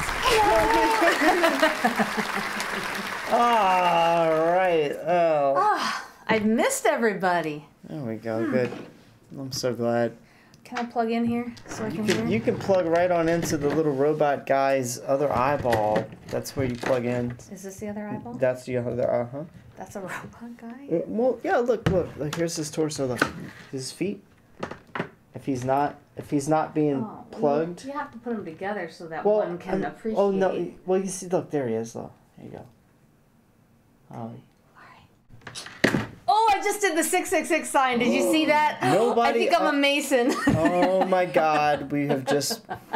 Don't tell anybody. Shh. Don't tell anybody. It was an accident, people. I'm sorry. All right. I did want to talk about. That was Karen B's video. I did want to talk about Jeran and Iru Landucci in a video called. Jeran and Iru Landucci discuss all things flat Earth. And it basically, like I said, it highlights some of my favorites. At about an hour and 41 minutes in, he shows how badly we're manipulated by the so-called powers that be. And some of this you cannot unsee. Have a look at how NASA and Google are working together. I showed you the the little spinning thingies and that NASA handshake. But look. This is also another thing. They've been subliminally programming us.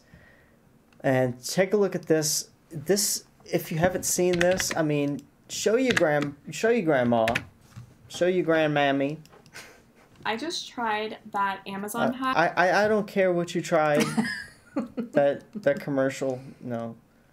Just give me a second. All right.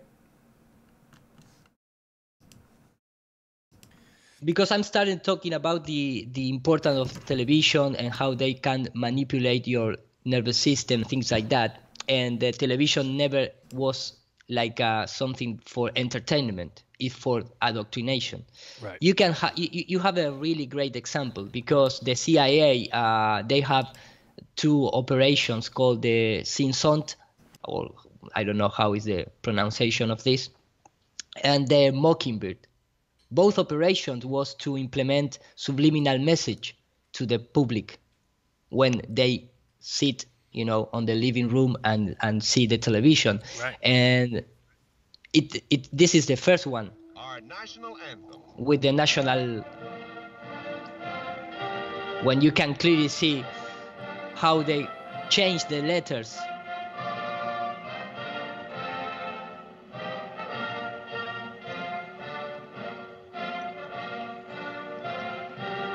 And this is no conspiracy I mean, this is real thing. Right.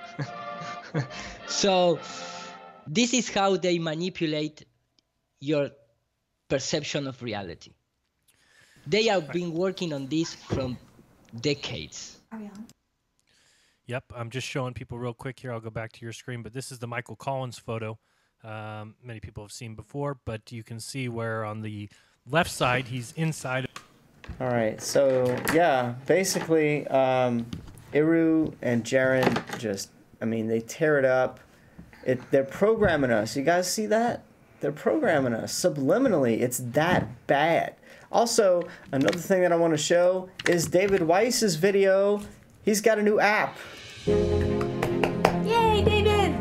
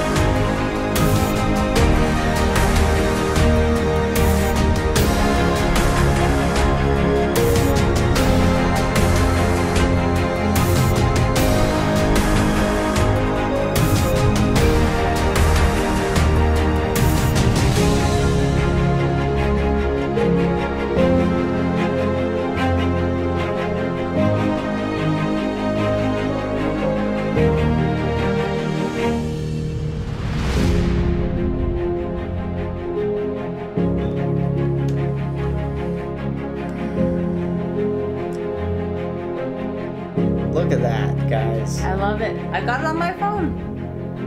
Did you have it on your phone? I'm waiting for his Android app. That's right. You're coming an early Android December, Google user. Play. Yes. Early Android December. is possessed by Satan, but yeah. No, iPod is possessed by. I think they both are. Yeah. I've had problems with both. All right. That was awesome. That was David Weiss's new app, the Sun and Moon Clock. It is able to tell the time wherever you are. You can look at your phone. You can see the sun actually moves from the Tropic of Cancer to the Tropic of Capricorn. It's really, really, really cool. Tell time a whole different way, the Flat Earth way. I like it. I showed it to somebody this week. Yeah. Well, how'd that go? Not very well. She goes, do you think that's real? I went, wait, what? No, it's a cartoon showing you what we live on. Well, I think it's photoshopped. I was like, oh, I have to go. And you can't reach everybody. No, you can't. And don't try too long. Don't try too hard. Don't try too long. Just move on. Next thing I want to show you is from Jtolan Media. I want to show you highlights. Jtolan shows us many HD pictures from his trip from Tucson to Baja, including this amazing video with this infrared camera here. And let me let the commercial play.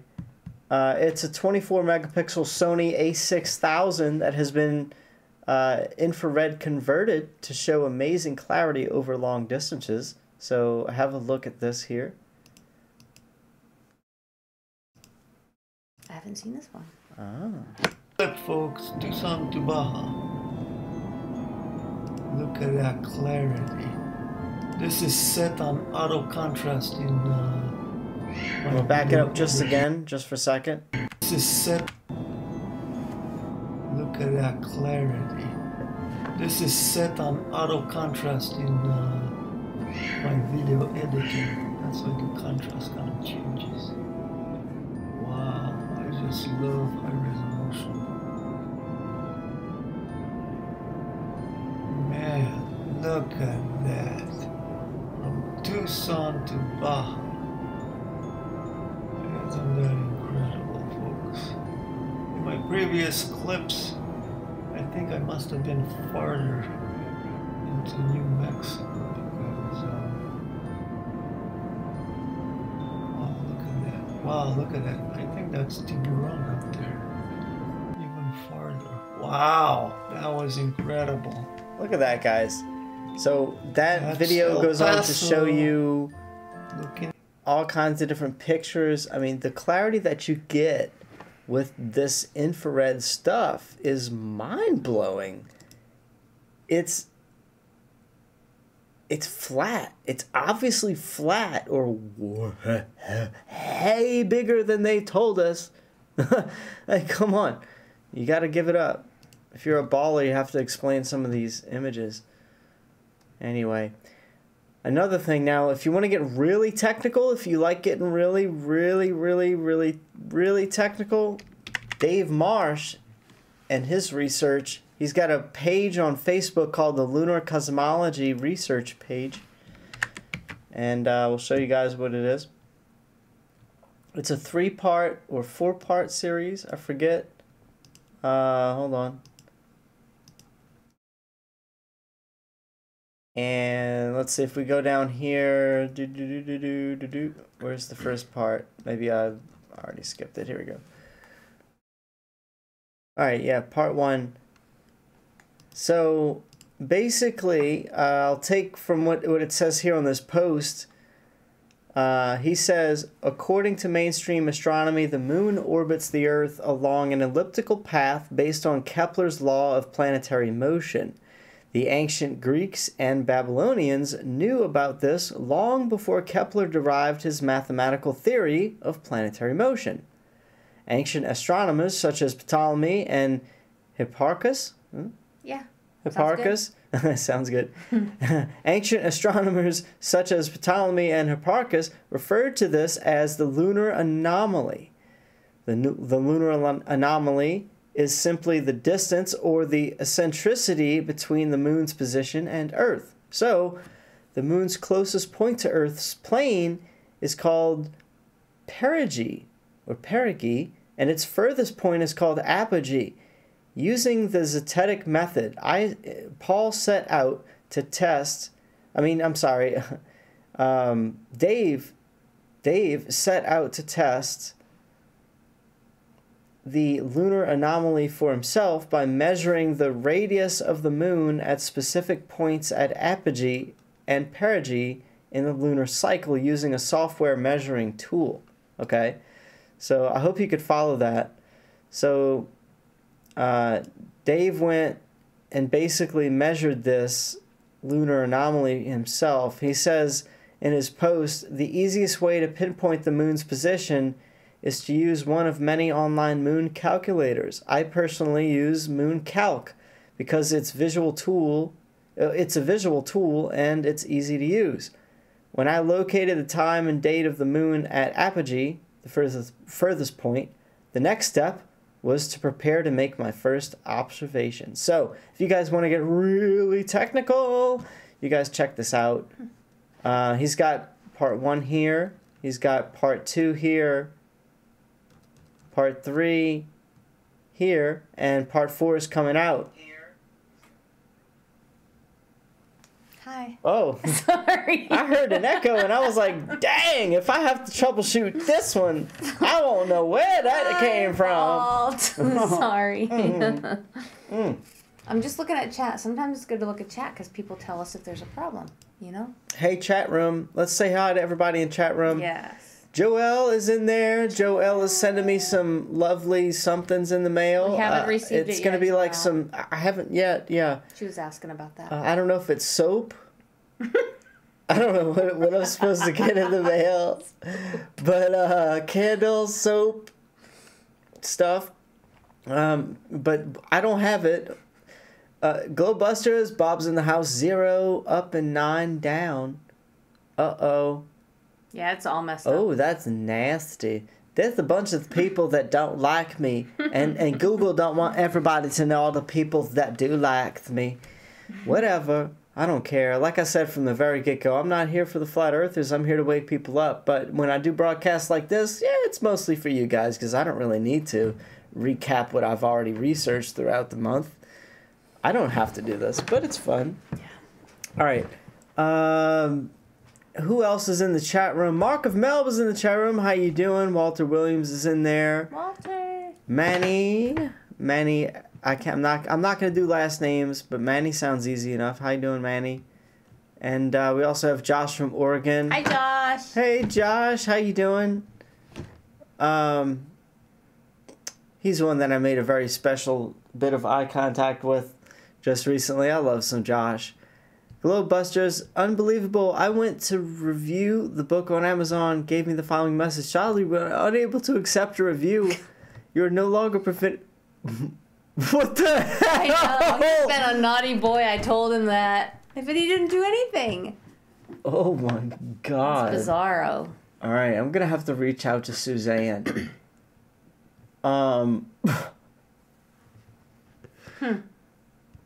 Jesus. Okay, I may know where that came from, and I didn't think that it was actually going to do this for legit. Bob, you still get on Skype? Listen, I'll hit you up on Skype. We got to talk. Jesus. I apologize in advance. Oh my goodness. All right, so nobody do that then. Don't leave a review on this book. This book has been trolled by fake ball earthers, well, legit ball earthers, I guess. But it's not good when legit flat earthers get trolled by ball earthers. So when you combat it, I don't know. Maybe Amazon decided to flag everybody who decided to put on reviews that haven't bought the book. I don't know. That's probably what I'm thinking is going on. YouTube's trolling us. Whatever the case, it's not cool. And we're going to move on with the show because, you know, the show must go on. Paul on the Plane. Paul on the Plane. He has a 2-hour show now. Did you know that? A 2-hour show? That is brand new news. He is now on for 2 hours on Tuesday. So it's going to be 2 hours Paul on the Plane and then 2 hours Strange World. So Tuesday just got longer. It's 4 hours. And then after show if you do that kind of thing. So, yeah. So I checked up on Paul the Plane. And if you haven't seen his channel yet, then you better head on over there. He's simulcasting some of his stream on YouTube when he goes live on Truth Frequency Radio. Is that right? Yeah. Yeah. Mm-hmm. He goes just on before Mark's show on Tuesdays, right? Yep. Okay. He did a great show with our lovely Karen B, where they debunked Neil deGrasse Tyson's ideology surrounding his baller theory. Paul on the Plane dissects Karen B's video with Dr. Zach and helps us gain more insight as to why they decided to do it and why they decided to do it just the way they did. Boy, try to say that after a 6-pack. He's having issues. Oh, wait, there was weed involved too. For the first time in my life, it's legal! Yep. Anyway. Karen did a great job on Paul on the Plane show. Yeah. In fact, Paul was feeling a little bit insecure having Karen on the show. So, kudos, Karen.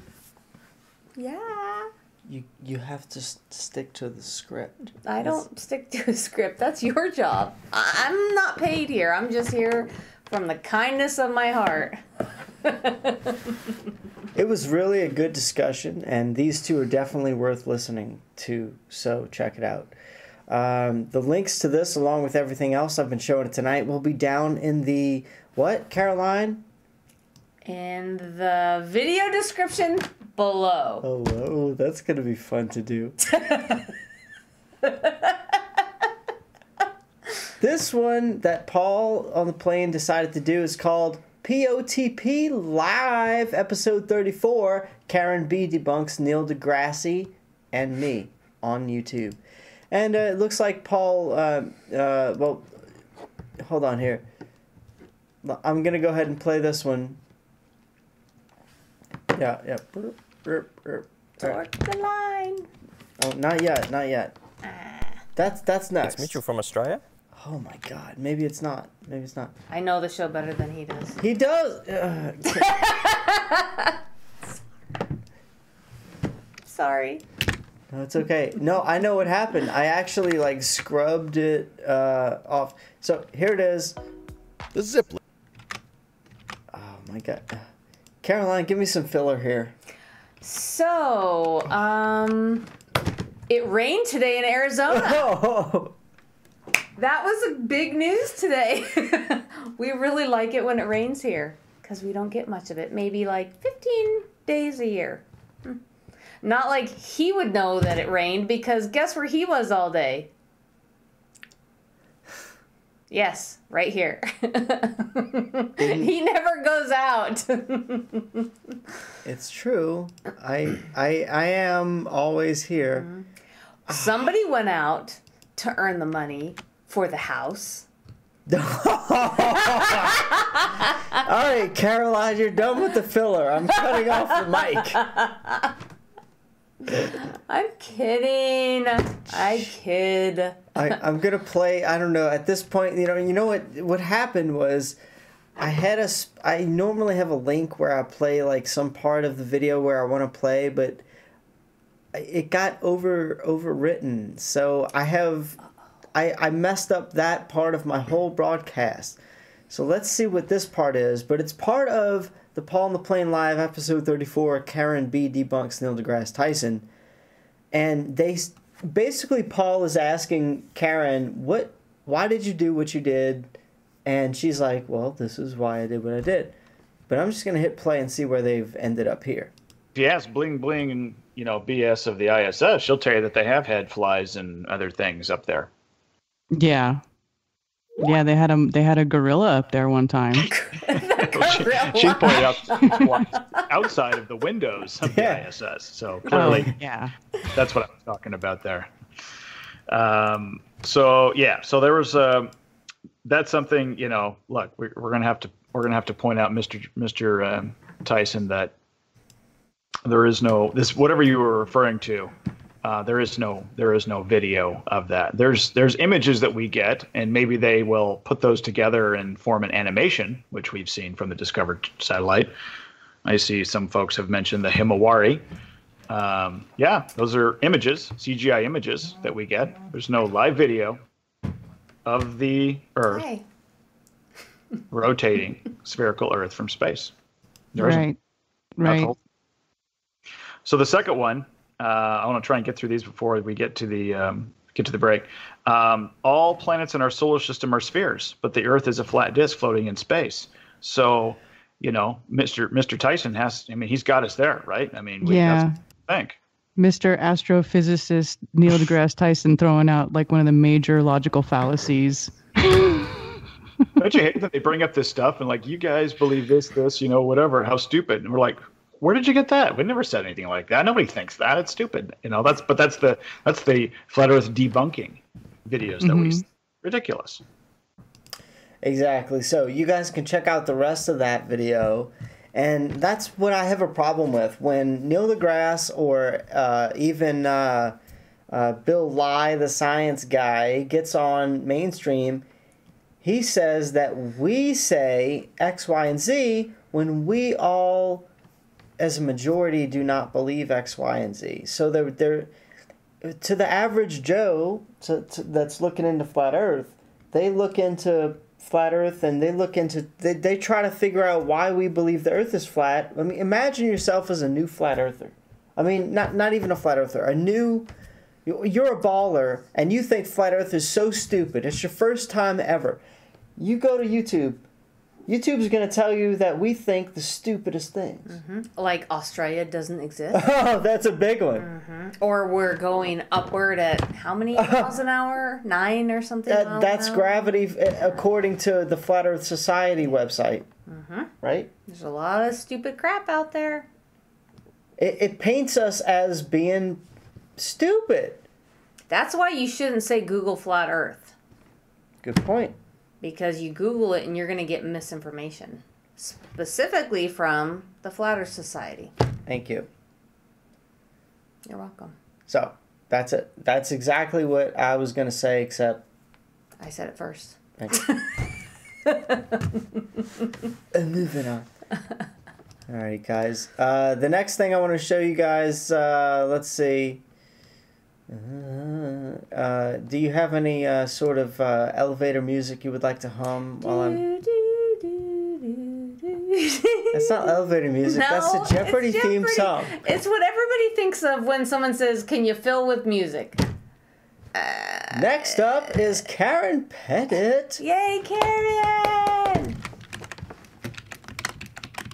She puts out a lot of content. My mailbox blows up with her stuff. Oh. Why are you not subscribed to her? I don't actually... What the hell? I don't know. It's because I'm on the Flat Smackers channel. Okay, and also, Bob from Glowbuster says you are not subscribed to Paul on the Plane. It's because I'm on the Flat Smackers live channel. Okay. Got that, Bob? He has multiple channels. He can't do it multiple times. No, I can. I couldn't go out of my way and over-fluff our Flat Earth channels. That would be a really great idea. Why wouldn't you do that? I can. Over-fluffing is a great idea. You know what? Fine then. That's because when Paul on the Plane said to me, "Hey man, I need to go live on my channel. Can you subscribe to me?" And I was like, "Bro, I have you on 7 different channels." But if you don't need that, I'm not going to go out of my way to do that. You should just always go out of your way. That's just the right thing to do.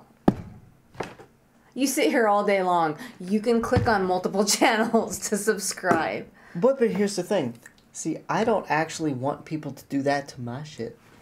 Why? Because I want to know if I've really captured your heart. I don't want your fluff. I don't want your fluff sub. Fluff my channel. Everybody just fluff my channel. Go sub to, what is it?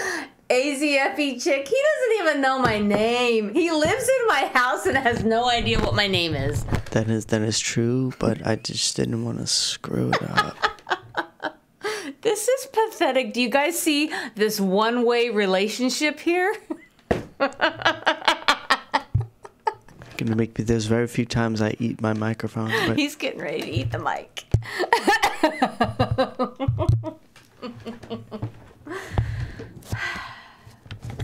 Nobody appreciates what I do. I go to work day in and day out. I work so hard. Come home. To this. This is what I come home to, people. We have a special plan for that to maybe alleviate those struggles. Yeah? What's the plan? I like plans.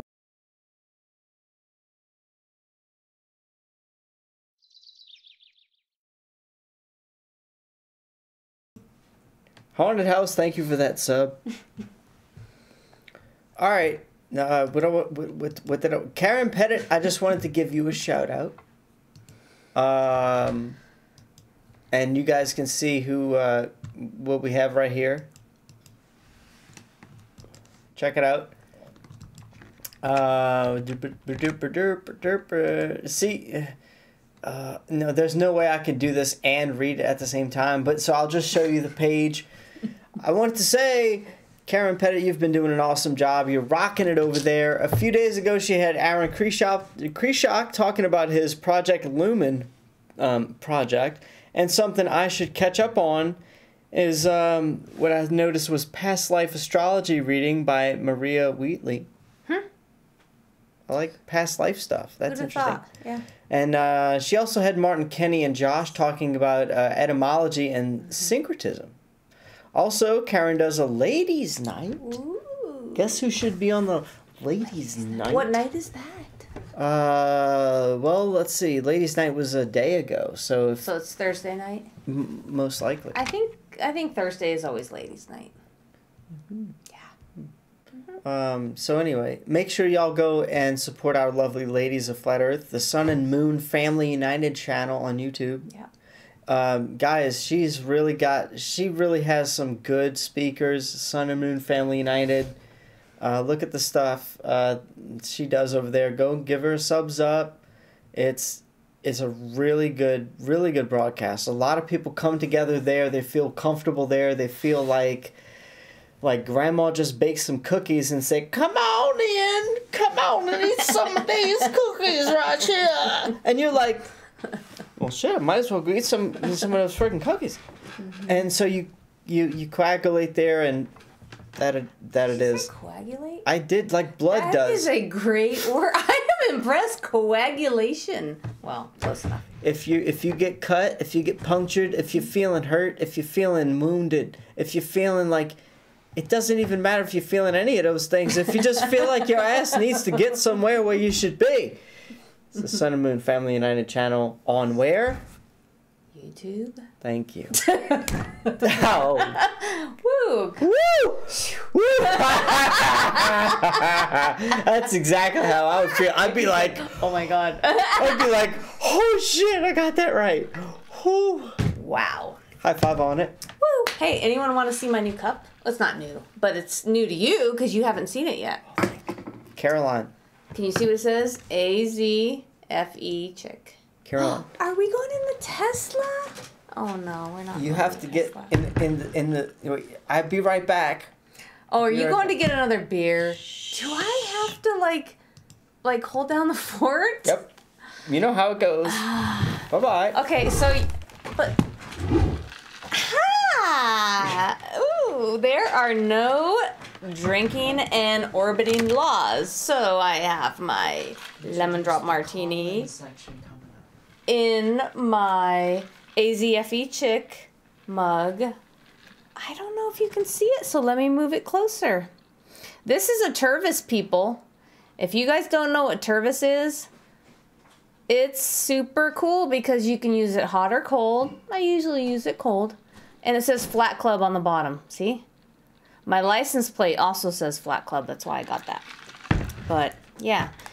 Since Corey's got to go get another beer, I guess I'll sit here and talk to you guys. So, was there a SpaceX launch? I heard there was going to be one, and then we had rain. And so, I have no idea if it actually happened. Not like it wouldn't have just went into the water. You know, it just goes right into the ocean. But we can see those from Arizona here. We figured out we're about 560 miles away from where SpaceX launches. And we see them in the sky here. So it's kind of cool. We can see their fakery all the way in Arizona. So what else? We have not even eaten dinner yet. I don't think he hasn't even eaten once yet today. Do you see that he's this big? You can't tell in his jacket, but I think he's like this big. Like this big. Because he doesn't eat food. He can hear me. I think he's in the bathroom. Oh, now I'm giving away secrets. If you guys have not seen these are super important cards. These are what we like to put. So anywhere where you put a credit card in, you know, like the credit card machine, you just stick one of those in, and someone goes, "What the hell is that? I gotta pull this out. What is? Oh, what is this?" So, you know, might get someone to start their journey to be woke. And then these are the ones that I made. And they say, Google Flat Earth clues. Once you go flat, you never glow back. Warning, the first clue is free. The next will cost you your sleep. Prepare to binge on the truth. And then on the back, unthinking respect for authority is the greatest enemy of truth. Who said that? Albert Einstein said that. You know it had to be Albert Einstein or Mark Twain. But I don't know the button. Oh, are you swimming up here? I'm swimming. Am I driving? You're sitting where you were, and I'm sitting right here. I'm driving. You're driving. Oh. This is so confusing. I hope you know what you're doing. I don't, but there's no laws against drinking There's no and law. orbiting. It doesn't matter if we're just drinking and orbiting. Mm-hmm. It's okay. I tell everybody that all the time. Mm-hmm. So don't call. Mm-hmm. Don't call the 911. PPD, the Planetary Police Department. There isn't one. There isn't one. Don't call Space Force because they don't care. Space Force. I don't think there's even a phone hooked up. Nope. Now, in the 60s, we had a landline. Somehow we were able to make a phone call to from President Nixon to the moon in the 60s. Remember that? Yeah, and I have trouble on one corner here in Surprise, Arizona, where I have no connectivity, but he can get, 235,000 miles to the moon? Oh, I can go outside in the backyard, and I have trouble connecting to the Wi-Fi that's in the middle of the house. Yeah. That was pretty good technology they had back in 1969. Yeah, that's when I throw my bullshit card. This is it. Yeah. The bullshit card. Bullshit card, yeah. It's also labeled Flat Earth. Anyway. Would you like your seat back? We're gonna, what we're gonna do is, we're gonna pull one of these little shikshingies. You ready? I'm gonna pull the shikshingy, and what we're gonna do is at least swap. Ready? Okay. I'm gonna do 1, 2, 3, shikshingy! All right. Does it really sound like Shikshini? No, it probably sounds like one of those old rotary phone dials, like a. Oh yes. You're old enough to remember that? Wait. Give me my beer. I will trade for that drink right over there. Thank you. See how it works here? You're welcome. You give a little, you get a little. That's live stream. Let's say hi to everybody in the chat real quick. Bob's still there. Midi HC. LOL says Midi HC. Glowbuster says Space Force equals 1-800 eat shit. You think you agree with that? Yes. Mm-hmm. I agree with that. Yeah. All right. The last bit I have here, if we were going to take any call-ins, we should probably do it now. But there is one more thing I wanted to talk about, and it's FERlive.com. FERlive.com. Have you ever heard of that, Caroline? I have. Does it have anything to do with Paul on the Plane? No. That's not his station? No, but Wes from Wesley Stace and the Flat Earth News Talk was on there tonight with them. And if you guys want to check it out, it's Everything Flat Earth. I might be on there soon enough. I know that somebody there might be interested in having me on. I might do a show. I don't know if it's going to be live or it's going to be some of my pre-recorded stuff. But go ahead and check it out. Just give them some eyeballs. Give them some eyeballs. FERlive.com. FERlive.com. Are you going to subscribe to them? Or are you going to hold out? Well, it's just a website. Oh, you don't. It's like Truth Frequency Radio, but it's gonna have some familiar faces popping up on it. So check it out. I need to check it out. All right.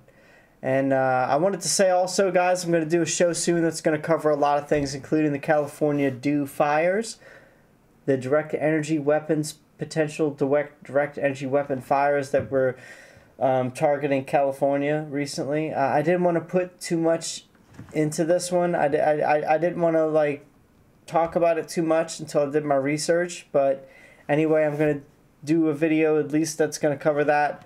Also, Michael Tellinger's saying that space is water. Have you heard of that? I have heard of that, and I think they might be right. Yeah, there's something about that. They know more than what they're letting on. Yeah. There's something about that. Space is water thing. Michael Tellinger. Hey, guys, I'm going to open up the phone lines. Would you like to tell them the number, Caroline? I even can see that. That's pretty decent text font that you got there. It is 504-264-3609. So you can call in and talk to the Hoary Sheet Show. Flat Smackers Live. Oh, it's not that either. It's both. It's the all. Hoary Sheet Flat Earth Digest. It's everything, baby. It's the Flat Smackers Live. It's the Hoary Sheet Show Reloaded. And there's our first call already. Someone's calling. Thank you so much. This is Dave. Is this Davey? It is. How you doing? Who is this? You're welcome to say hi on the Flat Smackers Live and the Hoary Sheet Show. Oh, wait. And do you know what this is, sir? If you don't, I'm going to hang right up. What is this, sir? Oh. Is this the Non Sequitur show? Oh! Got him. What up, Hoary? It's Midi HC. Midi HC. With those awesome beats, dude. I was freaking dying on the floor. I was like, if I start my broadcast, I'm gonna be so red. I'm gonna be as red as the freaking Tesla. Oh man, I'm glad you liked it. You know, I was just gonna send you the beats, but then I was like, you know what? I want to sprinkle some shit into it. I started just sprinkling in like some DJ samples, like the siren, and then I was like, I got like a bunch of samples of some guys going like, hey, yeah, whoa. You know, I was like throwing that in, and then I just said, you know what, fuck it. I just took one of your episodes and I just sampled it, and I took a couple good clips. You had this one clip where you're like, look at that fake moon. Hold up, it's coming up, the fake moon. Oh, look at that. And then you and the girl were like laughing about the fake moon. Oh, man. Oh, dude, it was dude, like, I forget what I do, and sometimes I get so smashed drunk, I do the dumbest shit. And but some of it, I'm sure, I don't know if it's funny or not, because I get either too stoned or too drunk to remember if it's funny or not. Wait, let me put on my shock face. Really? Hold on. Let me play my special trumpet for you. What's going on? Oh my God. See what you're doing. He's on the phone. I don't know what's going on. And it's like I'm trying to watch the YouTube, but it's like delayed, and I'm pretty high right now. You're gonna see it right about 5, 4, 3. There's fuck you trumpet. Nice. Am I right? Oh man. Am I right? I'm gonna take your paraphernalia and I'm gonna shove it up. Nothing. I don't know. I missed the trumpet. Don't worry about it. Midi. But yeah, man. I loved your thing that you made for me. I was like, it's the first time I heard it was tonight, and I was beating the floor in laughter. I was like, oh my God! I love when people like take like little clips of stuff and throw it in. Yeah, I want to do more of that. Like that's kind of just the beginning. Like that, you know, I just kind of took a couple little nuggets. But I think I should really do something, make a whole remix. It's just 10 minutes is a lot of time. Like, I would have to go through all the shows, download them, and, it would be a lot of work. But I would be willing to do it, because that would be fun. I just found out something about MIDI HC today. What? What's up, Caroline? Did you know that he was a music teacher at one time? Ooh. Did you know that? Yes, I was. Yes. That's really I cool. was a teacher. Yeah. And it was really cool meeting you in Denver. I was so glad you came. That was fantastic. Yeah. Yeah, that was really cool. I did get to meet Caroline. Got to hanging with the Hori. Hanging with the Hori. Apparently, that's a thing. So. Oh man, Hori in the morning. Remember that? Wow, are you gonna make a song? Sounds like a song. Wes did it. Wes made the song. It was great. Wes was doing that again with the FER live people. He was on. He was on tonight. I don't know. He had to fill in for somebody that I guess couldn't make it, and or maybe I don't know what the story was. But Wes was on and he was talking about that, and he got his guitar out and he was doing he did it live, bro. He was like, "Who are you?" The morning. I was sitting there like, "Oh my god!"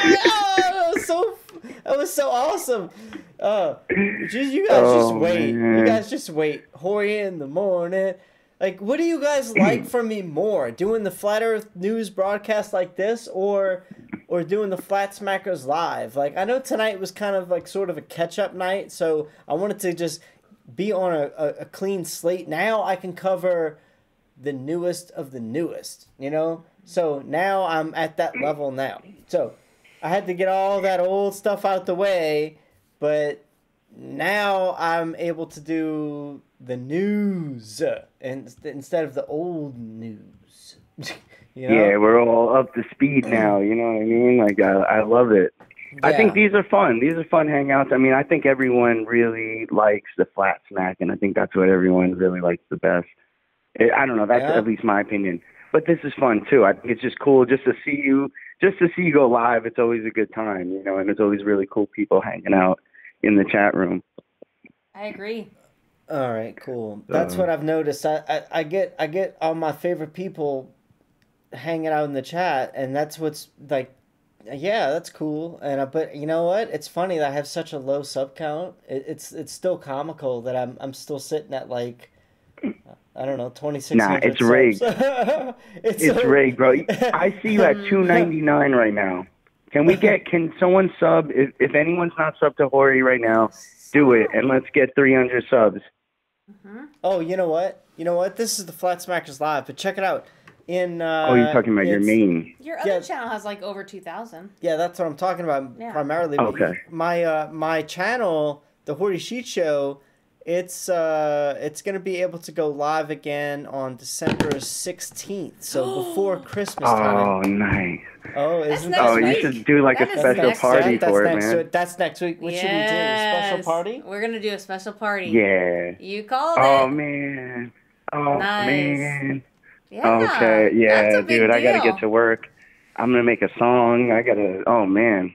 Hey. Yes, make a song. That's awesome. Special song. Oh, hey, put some sort of special like Sinatra.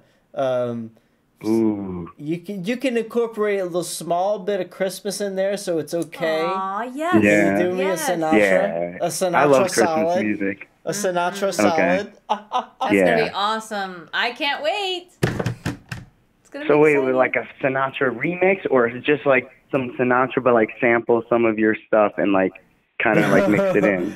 Dude, Imagine that. like make it entertaining, and all you got to do is it could just be like something that's like 8 seconds long. It doesn't even have to be anything. It could just be like, oh, that was that Sinatra. Oh, you know, just make it something funny. Like if you could put like, I love chestnuts roasting over an open fire. If you could put like, you got it, bro. You got it. Wheels are turning, man. You just let me fucking. I'll laugh my ass off. That's what I'm talking about. Oh. I was trying not to laugh just now because I was thinking about how I might want to sample this later of you singing that, and I didn't want to overdub you. You know what I'm saying? Oh, make the moves out here. Yo, but that's awesome, Hori. I'm really looking forward to that. I'm gonna start thinking about that. Dude, I could talk to you all day, but hopefully someone, I think some other people might want to call in. Is Bob going to call in? Who's going to call in? Oh, man. If Bob Anybody calls want to in, oh, man. Bob, you should definitely call in if you're listening. That'd be awesome. It's always cool to hear you. Well, thank you who so else much. is there? Midi Yeah, HC. for sure, Hori. It's been always a awesome, pleasure, bro. man. I can't wait to listen to your stuff again. I'm gonna let Caroline, because I know Caroline probably missed the first bit. I did. And so we get to listen to it together and laugh, and I love that style of music where people take like little clips and incorporate it into music. It just makes me laugh so hard, dude. So thank you so much for you're the first person that ever did this with something I said. Oh man, that's just the beginning. That's just like the first one. There's gonna be more. Oh gosh, it's so awesome, bro. I want to do more. So, Cool, dude. All right.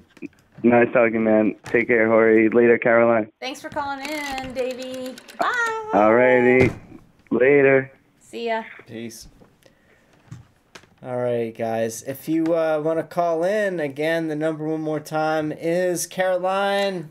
504-264-3609. And again, what should you do with this? Never mind. Don't do this. No. Bob. I'm going to make it up to you, Bob.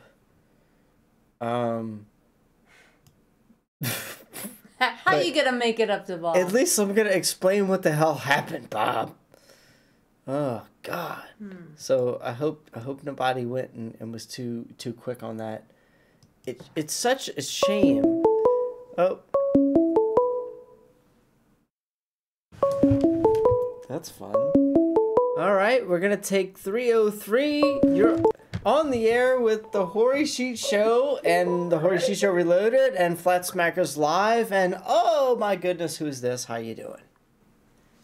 Hey, Hori, what's happening? Hey, how's it going? Pretty good. You don't even know who this is, do you? This is Bob. It's Bob. It's gotta be Bob. It sounds like Oh, Bob. man. Oh, We could tell it was from Denver. Let's get that big applause. We landed Bob on the show, guys. Yes. How's it going, Bob? I know. The chat kept egging me on, so I figured, all right, I'll call in. What the heck? Yes, because you are very prone to peer pressure. Yeah, absolutely. Yes, so much so. So Hori, yes. How's it going? what did you do, man? You got me banned on Amazon or what? You thought Hori did that? Oh no! All right. Here's what happened. What had happened was, Bob, some asshat Glober, I love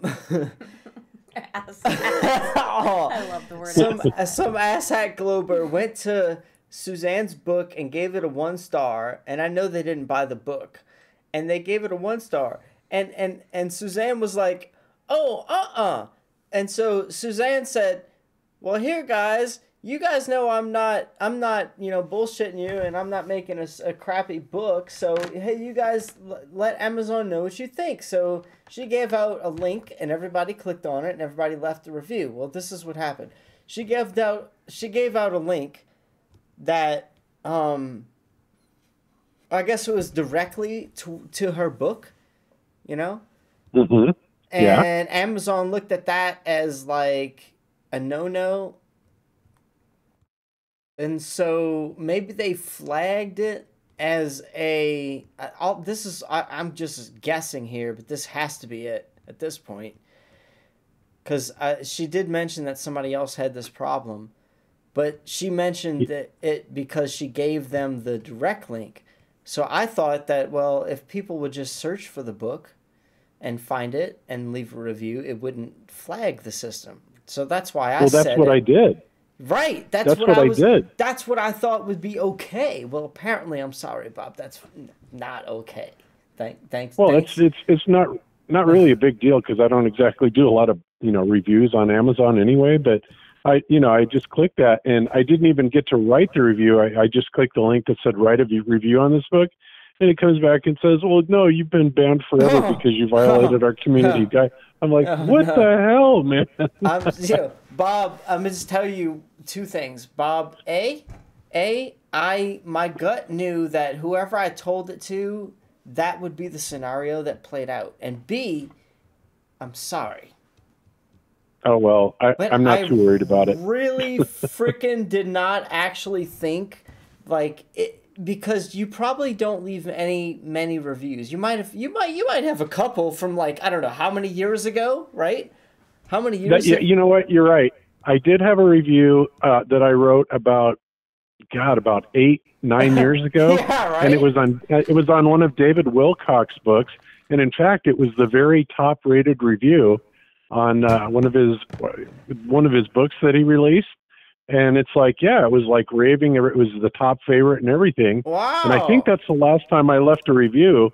But whatever I did to violate community guidelines, I think they did that just because I clicked on the book link. Honestly, you sound like a really bad person to me, Bob. You sound like it. I am. You sound like Bob. You sound like you make a living on that one little account right there, because you not only had a favorite of David Wilcock's review.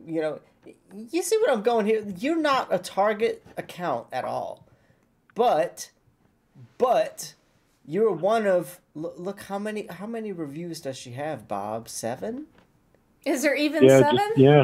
Oh my gosh. Yeah, only a few. Like Mark Sargent's one of them, and a bunch of flat earthers and stuff like that.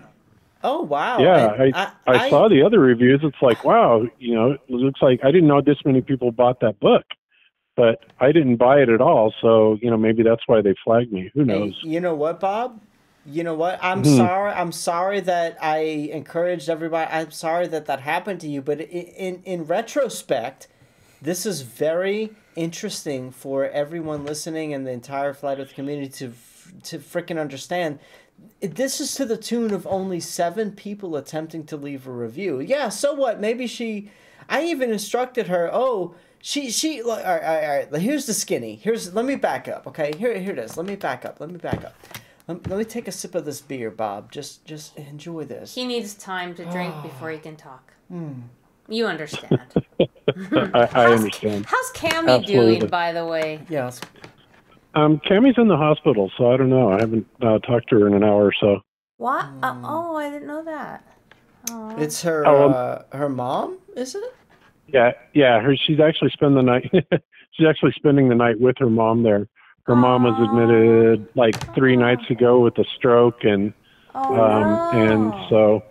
But her mom's out of intensive care now and in a normal room, but she kind of freaks out at night. So Cammy, being the good daughter that she is, went down there and spent the night with her for the 3rd time this week. Oh, you got a good wife there, Bob. Yep. Yeah, I know. She's pretty sweet. Thank you for banning slam-free poetry, Joel. What an idiot. Joel's so awesome. What's his deal? What's slam-free poetry? He wanted a wrench, so he was demanding a wrench. Yeah. Yeah. I don't know anything about it. Thank you, Joel. So, all right. So, yeah, Suzanne asked somebody to, leave reviews. She gave a link, and all of her people clicked on the link that looked like it was a direct link, and Amazon apparently doesn't like that. So I'm very sorry that you actually, once she told me, oh my God, Hori, all of my people that I said to click this link on, they're all getting this error message that says they can no longer leave reviews, and I'm like, oh, that's terrible. Well, I figured that's just because you gave them a direct link, and anyway, it's only because of this one guy that left a false review because he didn't buy the book. He just hated Flat Earth. He left a review, and it was fraudulent, and she didn't have anybody that left any reviews. So I was instructing people, hey, check out the link, check out the book, go here, go there, But anyway, I'm sorry that it happened, Bob, that this happened to you. And I'm sure that if you emailed Amazon and said, WTF Amazon, XYZ know that this book is an incredible little book. I don't know, whatever. Yeah. Or yeah. If you wanted to ever, if you cared about leaving Amazon reviews, then you should pursue it. But why? Why care? I mean, Amazon is filled with fake reviews. It really is. Yes, he participates in fake reviews, so we know this. Apparently I'm guilty of, guideline violations, so,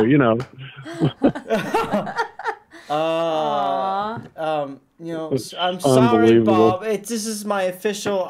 Did you just?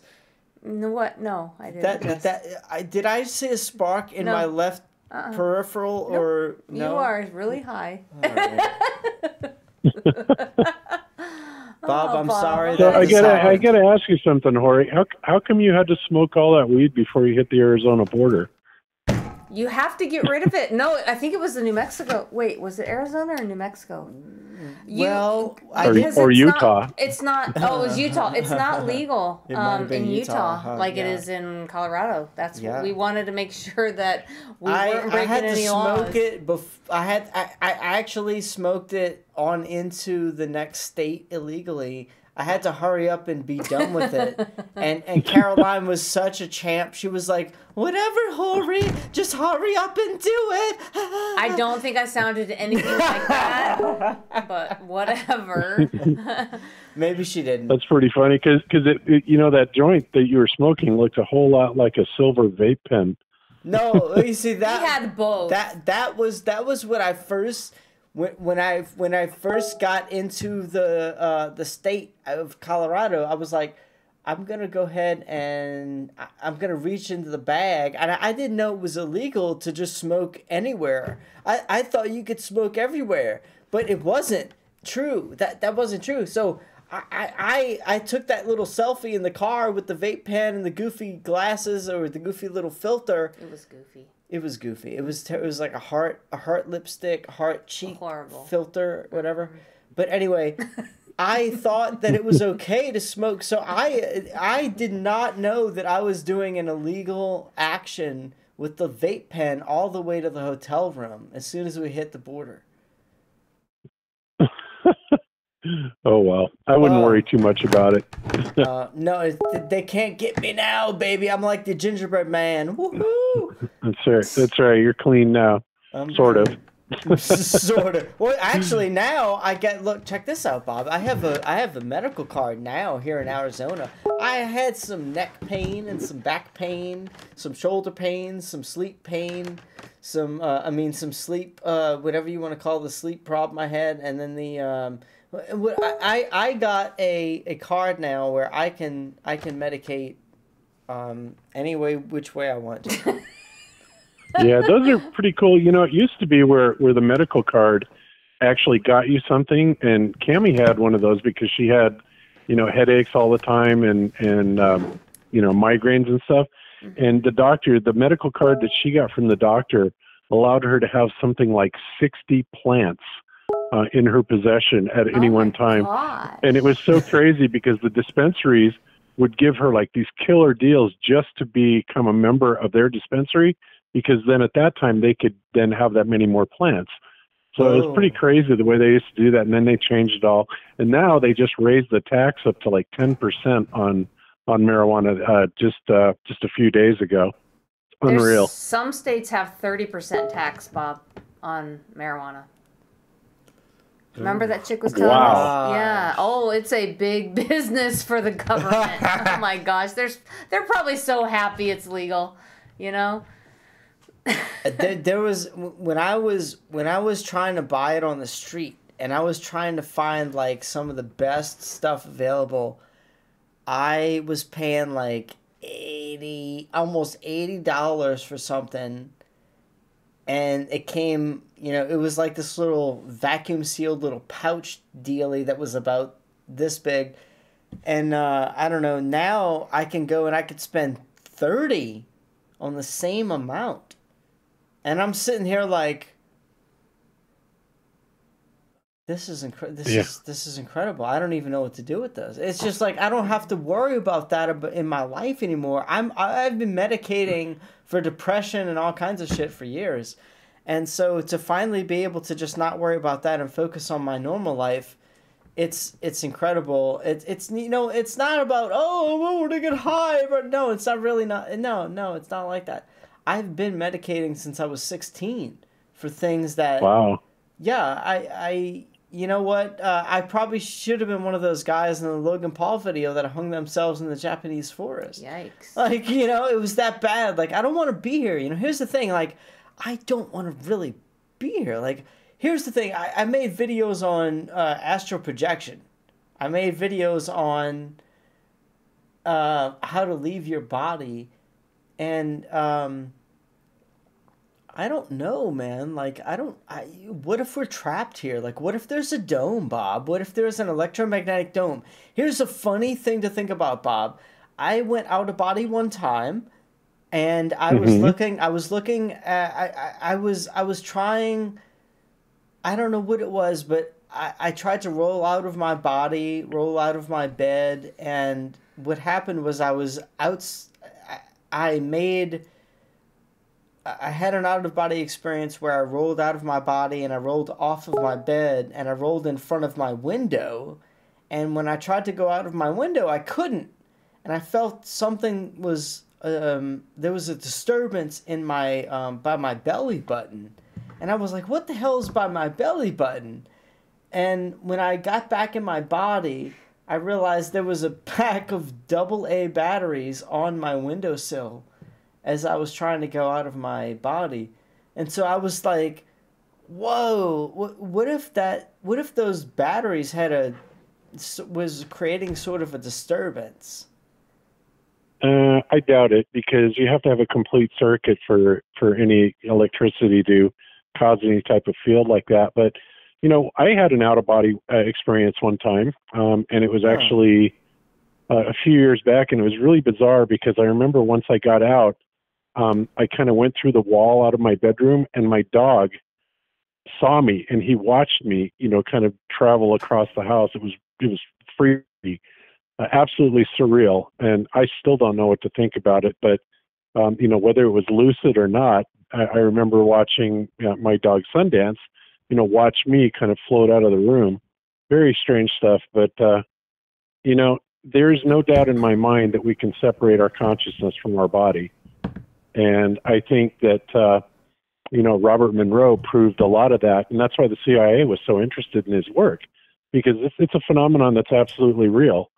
So, you know, I think it's amazing to experiment with. Yeah, boy, it's very interesting that you said that. Like, and I had a father that was very against me learning about out-of-body travel, and one of the most amazing things that I've done that I have kind of under my belt here, so to speak, was I went through a wall. Well, let me back up. I was trying to go out of my body with some instructions that I read about on a website, which said, of all things, imagine you're playing your favorite video game from start to finish, and then that's it. I was like, what? Is that going to work? And it just so happened that in my video game, one of the characters was supposed to shoot out of a cannon to travel to another location in the game. And in that motion, the characters would flip head over heels, and I didn't think anything of it, but when I got to that point of the video game, my character, when I envisioned it, was flipping head over heels, and it was creating a sense of dizziness, a sense of vertigo, and for me, that's all it took. I all of a sudden realized when I was in this, like, I was trying to go to sleep, and I was trying to envision this video game scenario. Once the character in the video game did a head over heels flip in the air, I felt like I was doing a head over heels flip in the air, and I was like, whoa, this makes me feel dizzy. And I went with it. I kind of went with it. And when I did that, I had an experience that I documented, and I made a video about where I went through the wall and I saw my father, and he was watching TV a certain way in his bed, and I was like, whoa, this is weird that my dad is sitting at the foot of his bed watching TV. Like, that's not normal. And what happened was he was normally, if he would sit at the foot of his bed, he could see the TV just fine because we had one of those ceiling mounted TVs. He had a TV that was at the foot at the actual like ceiling of the room, and he could sit at the foot of his bed and watch that TV. But when I went through the wall, he was at the very foot of his bed, and he had to look up like this to watch the TV. And I was like, that's so weird that I could see him like that. I'm like, that maybe something went wrong. Maybe I'm like slipping into like this dream state that they talk about, this Alice in Wonderland effect, where at some point you're not actually seeing reality, you're seeing a dream state. So in my experience, I said, when I went through the wall, I was like, first of all, let me back up.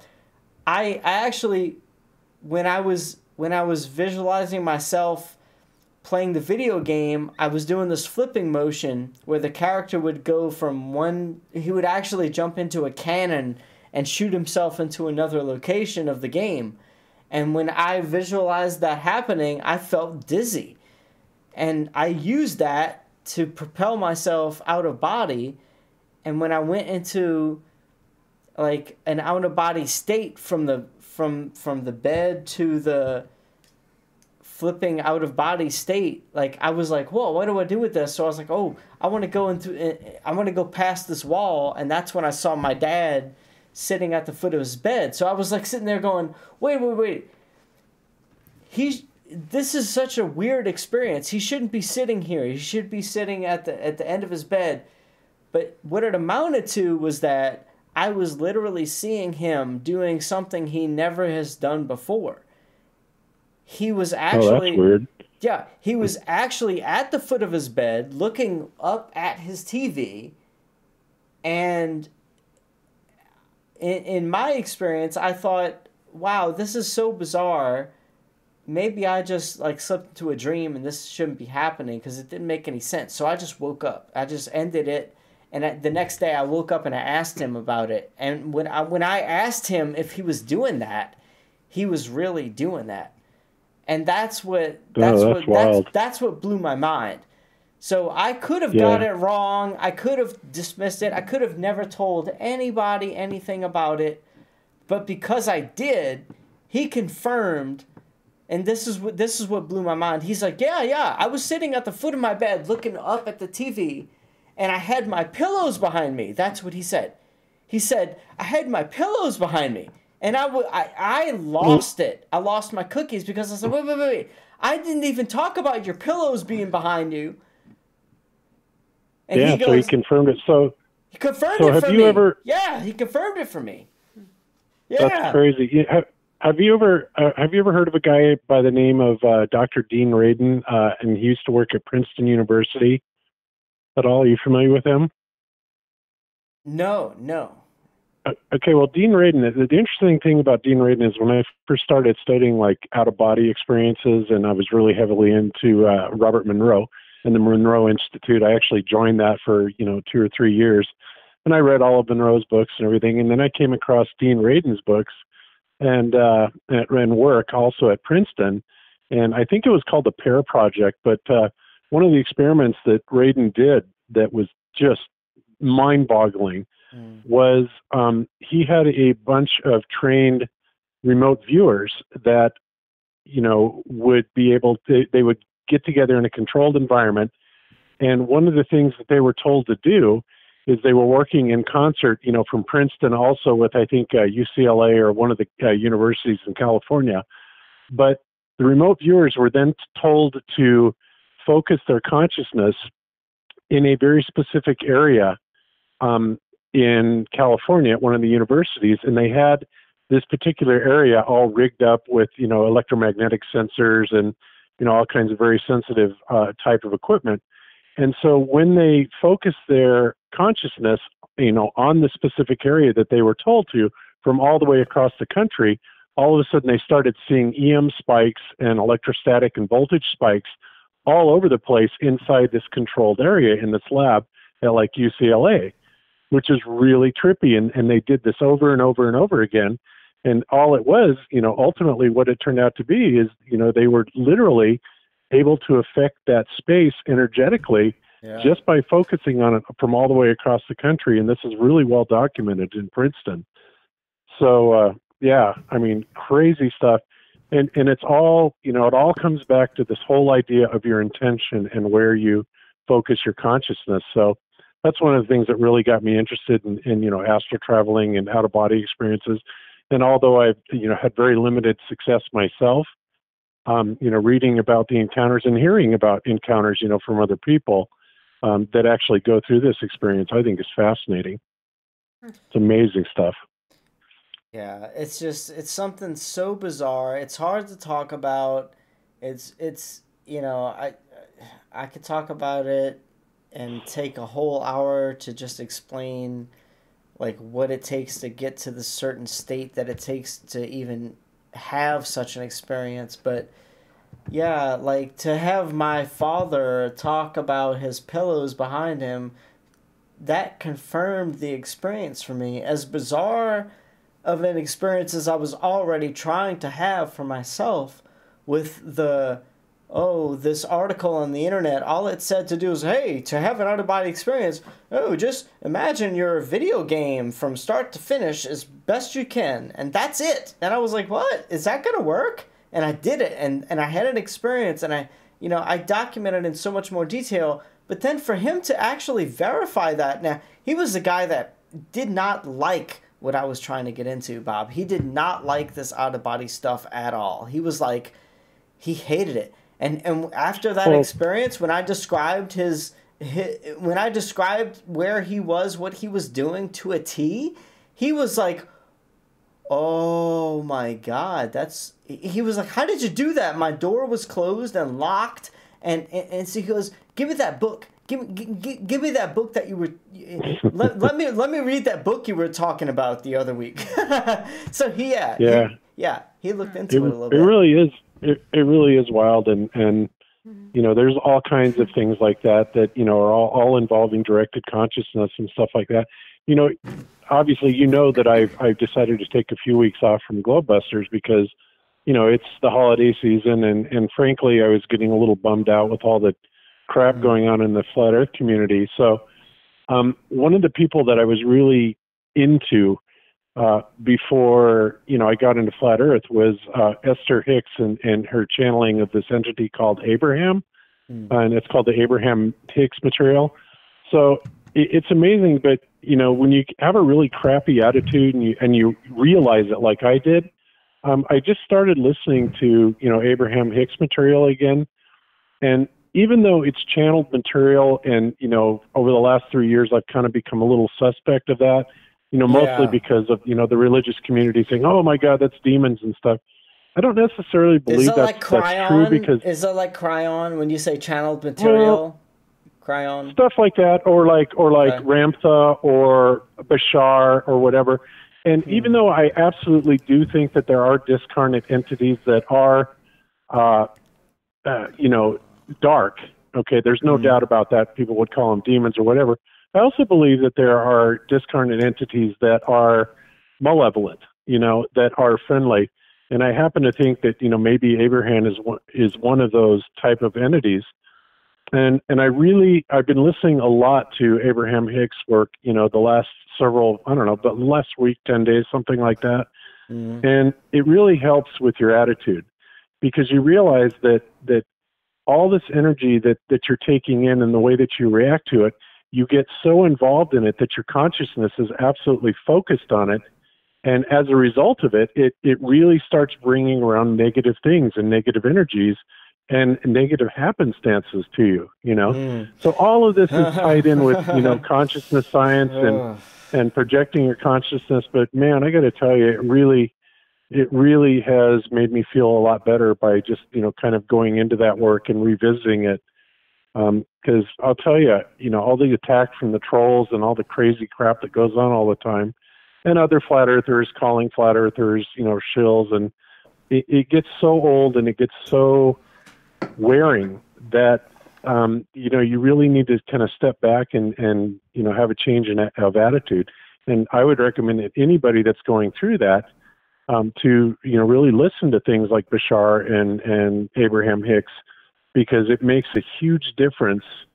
They kind of guide you into seeing exactly where your mind is being taken by these negative energies, and it kind of shows you a way out of it. So, just really good stuff. I just thought I'd say that. That's cool. Do you find that people like I said it a minute ago. My ex was really big into him. The Cryon? Yeah, the Cryon. Do you find like that is something we should look into? Because he does talk a lot about planets and flying through the stars and flying through all the galaxy. What do you think about all that? Well, here's my take on that. And honestly, I don't know a lot about Cryon because I haven't really listened to them. However, I have listened to J.Z. Knight and Ramtha. In fact, I'm a graduate of the Ramtha School of Enlightenment several years ago, and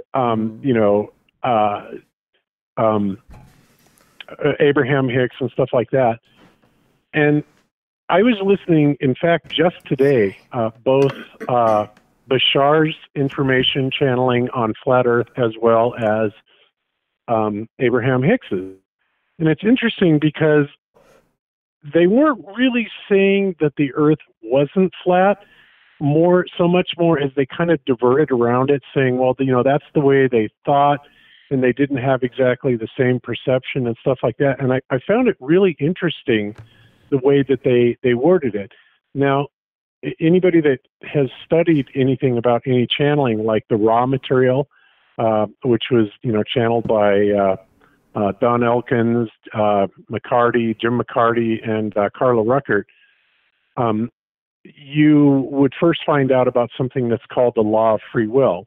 And one thing that these entities, for whatever reason, cannot do is they can't necessarily give you information that would radically change your paradigm away from something that you believe. That's a violation of the law of free will. And in listening to Ramtha and in listening to Abraham Hicks and Bashar, it's interesting the way they danced around that issue. So I think that, whatever it is they know, but they're simply prohibited from, saying stuff like that. So that kind of, that I'm willing to leave behind because they didn't say absolutely the world is a ball, yada, yada, yada. And I think that also when they talk about extraterrestrials, they mean exactly that. Extraterrestrials meaning somewhere else on this terrestrial plane, right? So it's kind of a word game. So again, you have to use your own discernment on stuff like this. And when they talk about, certain things, I always resonate with a lot of the positive stuff, especially that Esther Hicks, Abraham Hicks says. So I like that stuff. I think it's very useful. And if something doesn't quite ring true with you, well then, leave it behind. But always be mindful, I think, of this law of free will, that they have to be very careful not to infringe upon. And if you are aware of it and you pay very close attention to how they're wording their answers, I think that is very telling. Yes, it is. So, it is. That's why I asked, because I knew that you were, you've mentioned the Cryon, or you've mentioned these sort of, I group Cryon into a group of, I don't know, New Age channels that are gaining a lot of attention. And it's a certain niche of people that are buying into it. And I wonder what, it was just interesting to hear your take on it. That's all. So thank you, Bob. Yeah, no problem. Yeah, I try and take in a lot of things with an open mind, but like anything else, if it doesn't resonate with you, just Oh, don't yeah. acknowledge it. Don't go there. This is certainly one of And, those. Yeah. Yeah. Yeah, tell Caroline to smile. She looks depressed or asleep. One of the two. I know, right? I was just thinking, like, she looks so upset. Like, I don't know. No, I'm not. It's a conversation I don't have a whole lot of input in. I just don't know a lot of like you guys do, and so I don't mean to look bored or angry or whatever, but I will burn you guys. I'm just kidding. No worries. I'm just giving you a hard time, Caroline. No worries. Yeah. But so yeah. I mean, I think that it helps to kind of get away every once in a while and step back from the craziness that is flat Earth. And I totally understand why ODD took as much time off as he did. Matt and I are neighbors, and Matt ODD is a friend of mine. And, I totally understood why he just had to step back because, this community, as well as the ball earthers, can really get vicious and, it really wears on you. So I get it. And so that's where I'm at now. That's why I'm, one of the reasons I'm taking this month off. But as always, I seem to find the lighter side and it helps.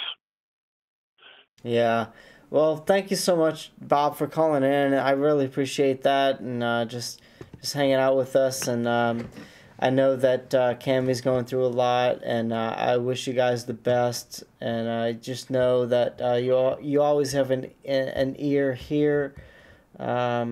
If you ever need anybody to talk to on a personal level, you got me, bro. I'm on your Facebook, etc., off air, etc. But I love you, man, and thank you so much. It was a pleasure meeting you, and I know I'm gonna meet you again. I already know it, so I can't wait. Absolutely. Well, I appreciate it, Jorge, and I love meeting both of you at the convention. It was awesome, and yeah, hope to meet you again next year in Dallas, if not before. You don't live all that far away from us, and we do like to go to Sedona. So, who knows? We may just stop in and see you. Oh, let us know. He hasn't been there yet. So, I haven't. Yeah. I'm always. Oh my! Yeah. Corey, if you haven't been to Sedona, you are missing a treat. That's one of the most beautiful places in the country, hands down. I've been to some places where I felt were beautiful, like Atlanta, Georgia. I felt was really nice, and I went through the road trip from here to Denver, and I was like, wow, look, the landscape changed like 3 different times between He was here staring and there. out the window, just like looking out the window, going, wow. Yeah, he would love Sedona. I couldn't get enough of what I was seeing outside the window. So. Oh yeah. Well, wait. When you go to Sedona, Jorge, go to the places they call the energy vortexes. Oh. It's one of the most. I mean, Bell Rock is one of them, and I will never forget my experience at Bell Rock. The first time I went there, I mean, I was like, 48 or 49. It was maybe it was about 10 years ago, something like that. And I was absolutely amazed. Bell Rock is this, I don't know, 300, 400, 500 foot rock, and you can actually walk up to the top of it. And I went up that thing like I was a kid. I could not believe the energy that place just gives you. It's amazing. And there's like 4 or 5 of those places around Sedona that are like that. In fact, there's a Buddha or a stupa that is in Sedona that also has that type of energy around it. It's amazing. I mean, Sedona is beautiful. I don't know what it is about the energetic vortexes there, but they are an amazing thing to experience. You have got to check it out. Oh wow! Thanks for the tip. I'll check it out. Yep. We'll go at You some betcha. point. Yeah, I love that place. All Awesome. right, Bob. Yep. Thank you so much for calling. It was great talking to you. Great Thank you. meeting you in Denver and Cammy. Tell Cammy hello, and I hope her mother gets better quickly. I'm glad she's out of ICU at least. Absolutely. I will definitely tell her that. And thanks for talking to me tonight. And we'll catch you guys later. Take care. All right, Bob. Take care. Much love. All right. See you later. Okay. Bye. Bye-bye. Awesome. Oops. All right, guys. Oops, what? I think I hit somebody that I didn't mean to hit. Oh, did you just wreck somebody in the chat room that you didn't mean to wreck? I did. I'm so sorry. Oh, goodness. I did not mean to do that. My hands were just on the phone. I'm sorry. Into Musicable. I did not mean to. How do I unhide? Oh my goodness. Hang on. Let me see if I can unhide. I'm sorry. I'm on my phone. If you got zapped by Caroline right at the end of this, just email me horrysheetproductions@gmail.com. I did not mean to do that. If somebody can unhide. horrysheetproductions@gmail.com. Oh my gosh. Well, guys, that was really a whole lot of fun. Yeah, there's a lot of things that I feel there's a whole lot of stuff that I need to talk about that I'm gonna put into motion, or I'm gonna bring to light. Should I speak? So, but it's not gonna be on this channel. It's another channel that I don't know. I can't tell anybody about. It's a new channel that I'm gonna start trying to make a viral presence on, and it's going to be a funny channel. And I've talked about this before. It's going to be a channel where I just cover viral stuff, where it's fun, whether it's funny viral stuff, or whether it's stuff that's, I don't know, actors and celebrities and their viral content, or whatever's viral, I'm going to cover it. And in the middle of all that stuff that I'm going to slam people with, mostly I'm going to be entertaining them with stuff, but every now and then I'm going to talk about space bubbles, and I'm going to talk about, I don't know, Do? You can talk about Do?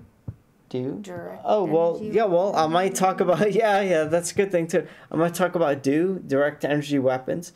But mostly, I'm going to talk about space bubbles and flat Earth stuff in the middle of fights at Taco Bell, or in the middle of, Angelina Jolie had a baby with so and so. Like I don't know, whatever I think I can talk about that's viral. I'm also going to slip in flat Earth info and see what happens. So get ready for that. And I'm not going to tell anybody the channel name until it grows enough. And once it grows enough, then I'll start telling you guys what the channel name is. But let's see what happens. It's sort of an experiment as well. So anyway, I want to say thanks to everybody for joining the chat. I'm going to say hi one last time. Joelle, you are great whatever you do. Maybe she was talking to me. Maybe she was talking to Bob. No. Angelina gets pregnant on Flat Earth, says Midi-HC. Yeah, I definitely should end the stream because I can hardly read the chat room right about now. Carlos is there. Into Musicable is there. Still Earth Journey. Here we go. Yeah. I'm gonna let my sidekick do the chat room reading. Go ahead. What you got? Flat Earth Vegans. Woo. I love them. I'm looking. Oh, Manny Tesla. Hi, Manny Tesla. I know you said that's what you used to call yourself.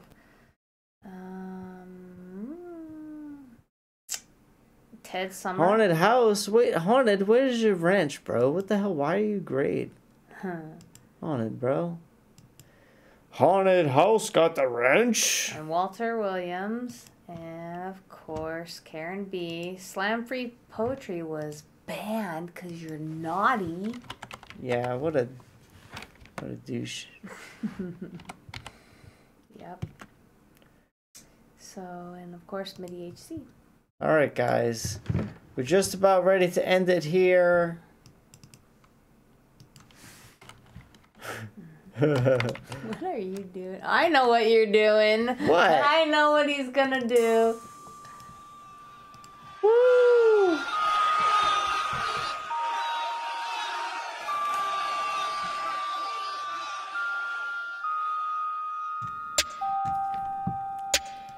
freestyle to this beat? I don't know. We're gonna see. That wasn't what I thought you were gonna do. Are we gonna go out with this? Yeah. What? Woo!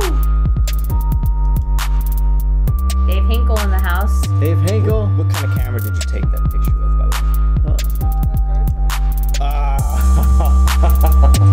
All right. Look, you don't even have to show us the picture. Is that you? Yeah. You put me in the music. Nice. Caroline doesn't know about that mixing. Hey, Jose. What the fuck? That's what they all say.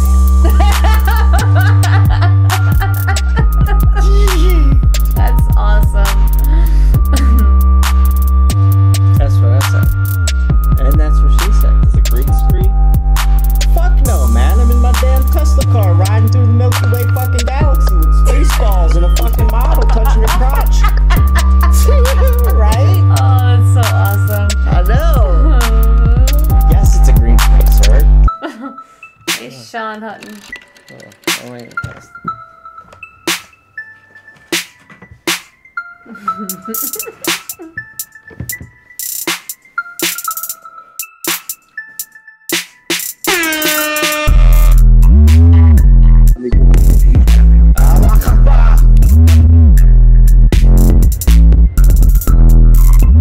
Jerking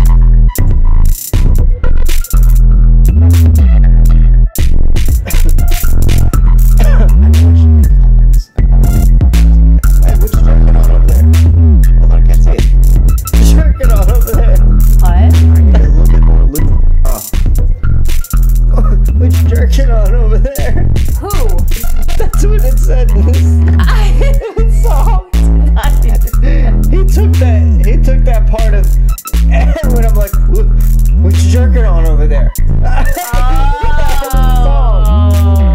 so funny. That's so funny.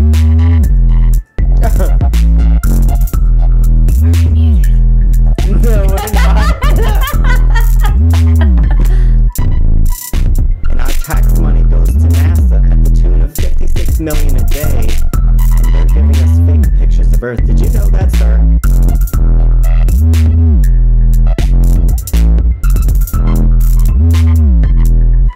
I love this, Davey.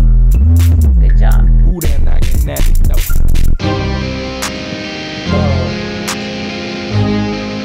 Yo, that mini HC with that fresh beats up on it.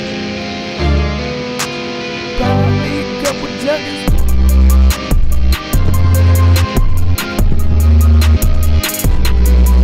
Yeah.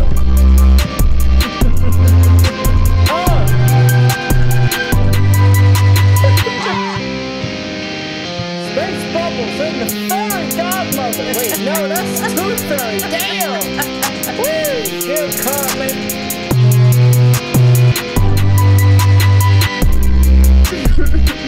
What you jerking on over there? Oh, Mini HC, you're so funny.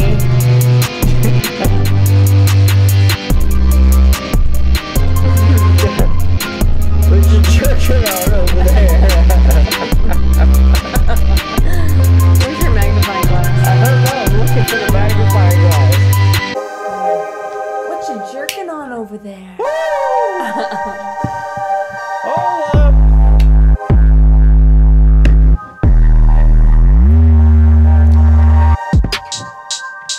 She's driving. Grab the wheel.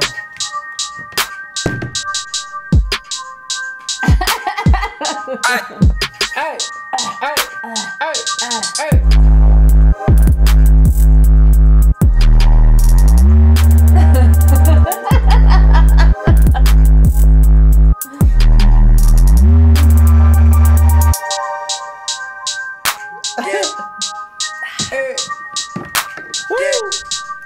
Yeah. Thanks, Joelle. Ted's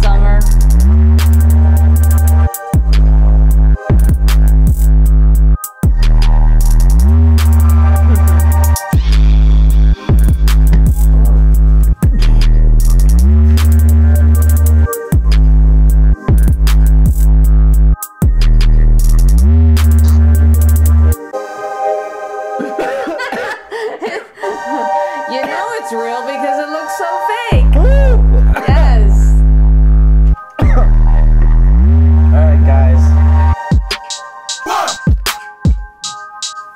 Thanks everybody for coming.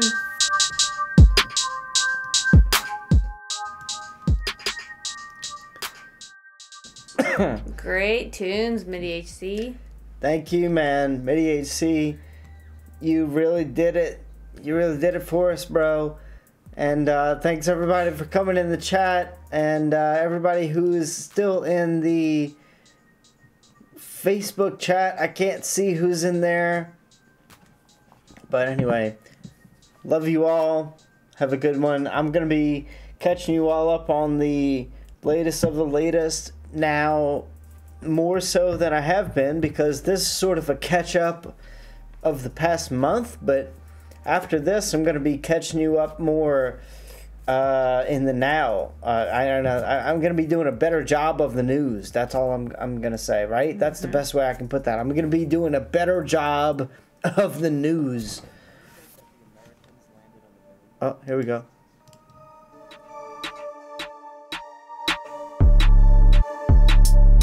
The answer is no.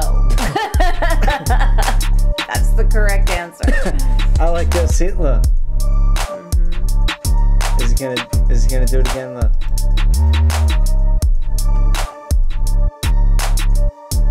He took a bunch of my sound clips and stuck it in the music. You never know what you're gonna get. You really don't, and you probably shouldn't let your children listen until you know. I don't know. I'm fairly PG. Oh no, you might be PG-13, pushing R. Yeah. All right. Oh, there went our space bubbles. All right, we're gonna end it here. All right. So anyway, thanks guys. Much love, and thanks Bob, thanks Karen B, thanks MIDI HC, thanks everybody for joining. It's been fun. Anything? Bye. Oh, it was awesome. I love orbiting in this car. If you don't have one of these cars, you need to get one, and you need to orbit in it. So it was great. Pretty much. Bye, guys. Bye. If you're not, wait. I'm here to wake people up. Who's with me? I'm with you. You are. Whoa. We will cut off whatever you're trying to display. Cutting off the slack.